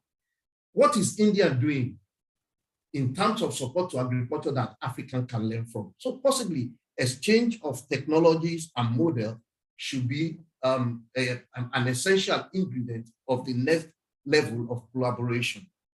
I've talked strongly about the third one, profitability of the smallholder system. I think we need to co-create solutions in this instance. Now, for all this and many more that will come up in our reflection, we truly need to use the research for development model. Yeah, when I use the word research for development model, it means that we talked about it, we research it, we generate solutions, but we integrate it into the development confines so that immediately we begin to see the output or the intermediate development outcome of whatever knowledge we are generating. And lastly, I want to give an allusion to what Joachim also has said 2-3 times in the course of this webinar. We may look also at trilateral partnership. Yeah, India was low, it's high. Africa was high, Africa is now very low. Maybe Europe for hundreds of years was low, and it has maintained it using science, technologies, different kinds of innovation. Now, maybe this trilateral partnership will help us to learn strongly from one another to generate models that will work and ensure that we have a world where hunger becomes a story. Thank you very much, Prof. I want to stop there. Thank you. Thank you for highlighting those 3 key issues, knowledge, trilateral, and learning, mutual learning. Colleagues, we have come to the final round of our 2 co-chairs, Ashok Gulati and Yemi Akinbamiyo. Ashok and Yemi, please limit your remarks to a couple of minutes each. As we said, we will have to come together again. The frustrating part of our session today was limited time, overbooking of speaking slots. We will learn from that mutually, trilaterally. Ashok, you have the floor. Thanks, Joachim, and thanks for your leadership and Yemi's leadership in holding this unique event, I would say. I have only one basic thought to share as we move forward. You know, at a political leadership, there is an India-Africa Forum summit that is held every 3 years. And big announcements are made in terms of collaboration and others. Similarly, we have business-to-business outfits. The CII has Africa Wing and all that.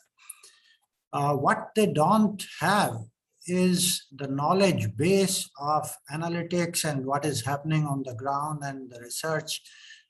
Can we be knowledge partners to these mega organizations which have a lot of funding available?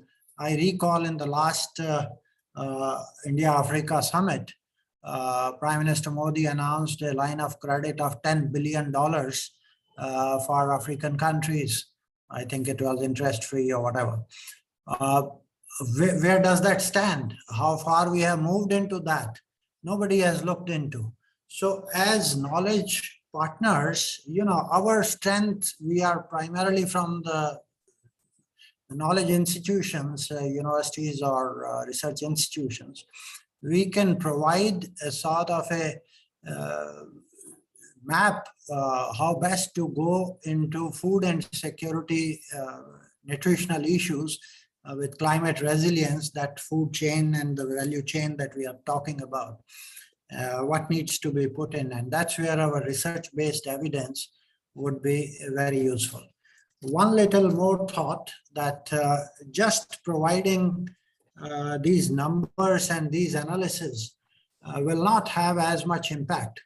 I remember two cases, one in my earlier incarnation when I was visiting Ethiopia and I went to a dairy processor, and he was doing and too much excited and entrepreneur. And he said, I want to bring in the same model that India has in milk, you know, the Amul model. So I asked him, have you ever visited India? And he said, no, that's my dream. I want to go there and see how things have been done. So, and I remember Yemi's comment when he visited India and Olu was there and all of us, that it looks similar. You know, we can do it. If you can do it, we can do it, because it looks very close, low-hanging fruit. You're not the USA or Europe where the gap is so large that it looks grapes are sour. This is very much within our reach what you are doing. And for, you know, Osman, we have been talking for a long time on the mango thing, transfer of technologies. And Yemi, you would remember in Jan irrigation when we looked at high density cultivation of, you know, mangoes. India is the largest producer of mangoes in the world. And high density plantation can give you 3-4 times the normal productivity that you get otherwise. So these types of simple technologies, which when you see, can we move from just researchers exchange, knowledge partners exchange to some of the lead farmers exchanges, you know, because farmers learn from their own farmers. So if we can think of some sort of an exchange program, build into that along with the researchers and others, then perhaps we can make a good headway into what can be done. I think these are a few thoughts as we move ahead, but it's not going to be one-off event. I think we have to think a little longer term horizon, whether 2 years or 4 years, that depends upon how much money we are able to mobilize, both from Europe and perhaps I'll try from the Indian side. Thank you. Good. Great points. Thank you. Yemi, your closing remarks, equally brief, please. All right, thank you very much. I just want to start by first saying how glad I am that we've been able to pull this event. It's been worth all the effort. And I want to also say thank you very much to Professor Joachim for the leadership, and to Professor Ashok for the partnership from India, and all who have given the time to be able to be with us at this event. It's been worthwhile. Now, my last points, it's been said, this should not be a one-off. And why is this becoming crucial for us? After the UN Food System Summit, we've asked the question, what's in it for Africa? And we recognize that Africa cannot help itself out of this quagmire without solid partnership strategies. The Africa-India partnership that Professor Ashok Gulati mentioned has been on for a while. But what is missing is the institutional capacity and the modality to operationalize the promises of Prime Minister Modi. I have been to the African Union knocking doors. We know this promise is there. We know this partnership is there. How can we operationalize it? And I think that institutionalizing this forum will help us to really position and situate all the lofty ideas of Malabo, of CADEP, of STIZA, and we can draw the political will that is necessary to make this forum a fruitful and mutually benefiting forum. So I think that we are at a good point where we should now look at how we can make the future partnerships better for us. I will close with our partnership with the Brazilian, the Latin American bodies that we've been working on in the context of a framework that we call HELP, H-E-L-P, Holistic Empowerment for Livelihood Programs, in a similar hand-holding scenario where we intend to build capacity and to kind of re-strategize and retool the teaching experiences in the universities. We now have 120 Africans currently studying under a new arrangement with the Brazilians. So this kind of hand-holding will continue to help us one country at a time, one continent at a time. So I look forward to re-engineering the future. I know this will not be the last, and we look forward to actually returning to India and to build this stronger partnership at some point in time. Thank you very much, and it's been good being here. Back to you, Joachim. Thank you very much for these wise words for the way forward. I see tremendous opportunities if science community interacts. Secondly, business community related to the whole food system. And that includes farmer organization exchanges with information which we from the research community can provide. And I have some interesting, I had some interesting conversations in the context of the United Nations Food System Summit with world farmer organizations and their branches in Africa and in Asia. So there is a foundation. Ashok, I understand you will call the Prime Minister's office to get the food and agriculture agenda on the next India-Africa dialogue. And Yemi, you will call the AU to make sure that they also put it on the agenda. And we will have to prepare a policy brief on what has really happened with India-Africa policy commitments, and thereby brings this agenda to the attention of policy dialogues that are happening. And I will continue to interact with German government and Dirk Schneider and his colleagues to make sure that the agenda can become trilateral to the extent it is useful. Thank you all speakers, all participants See you next time. You will hear from us. Bye-bye and have a good weekend. Thank you. Bye-bye. Thank you very much. Thank you very much. Bye-bye, everybody. Bye, everyone. Bye.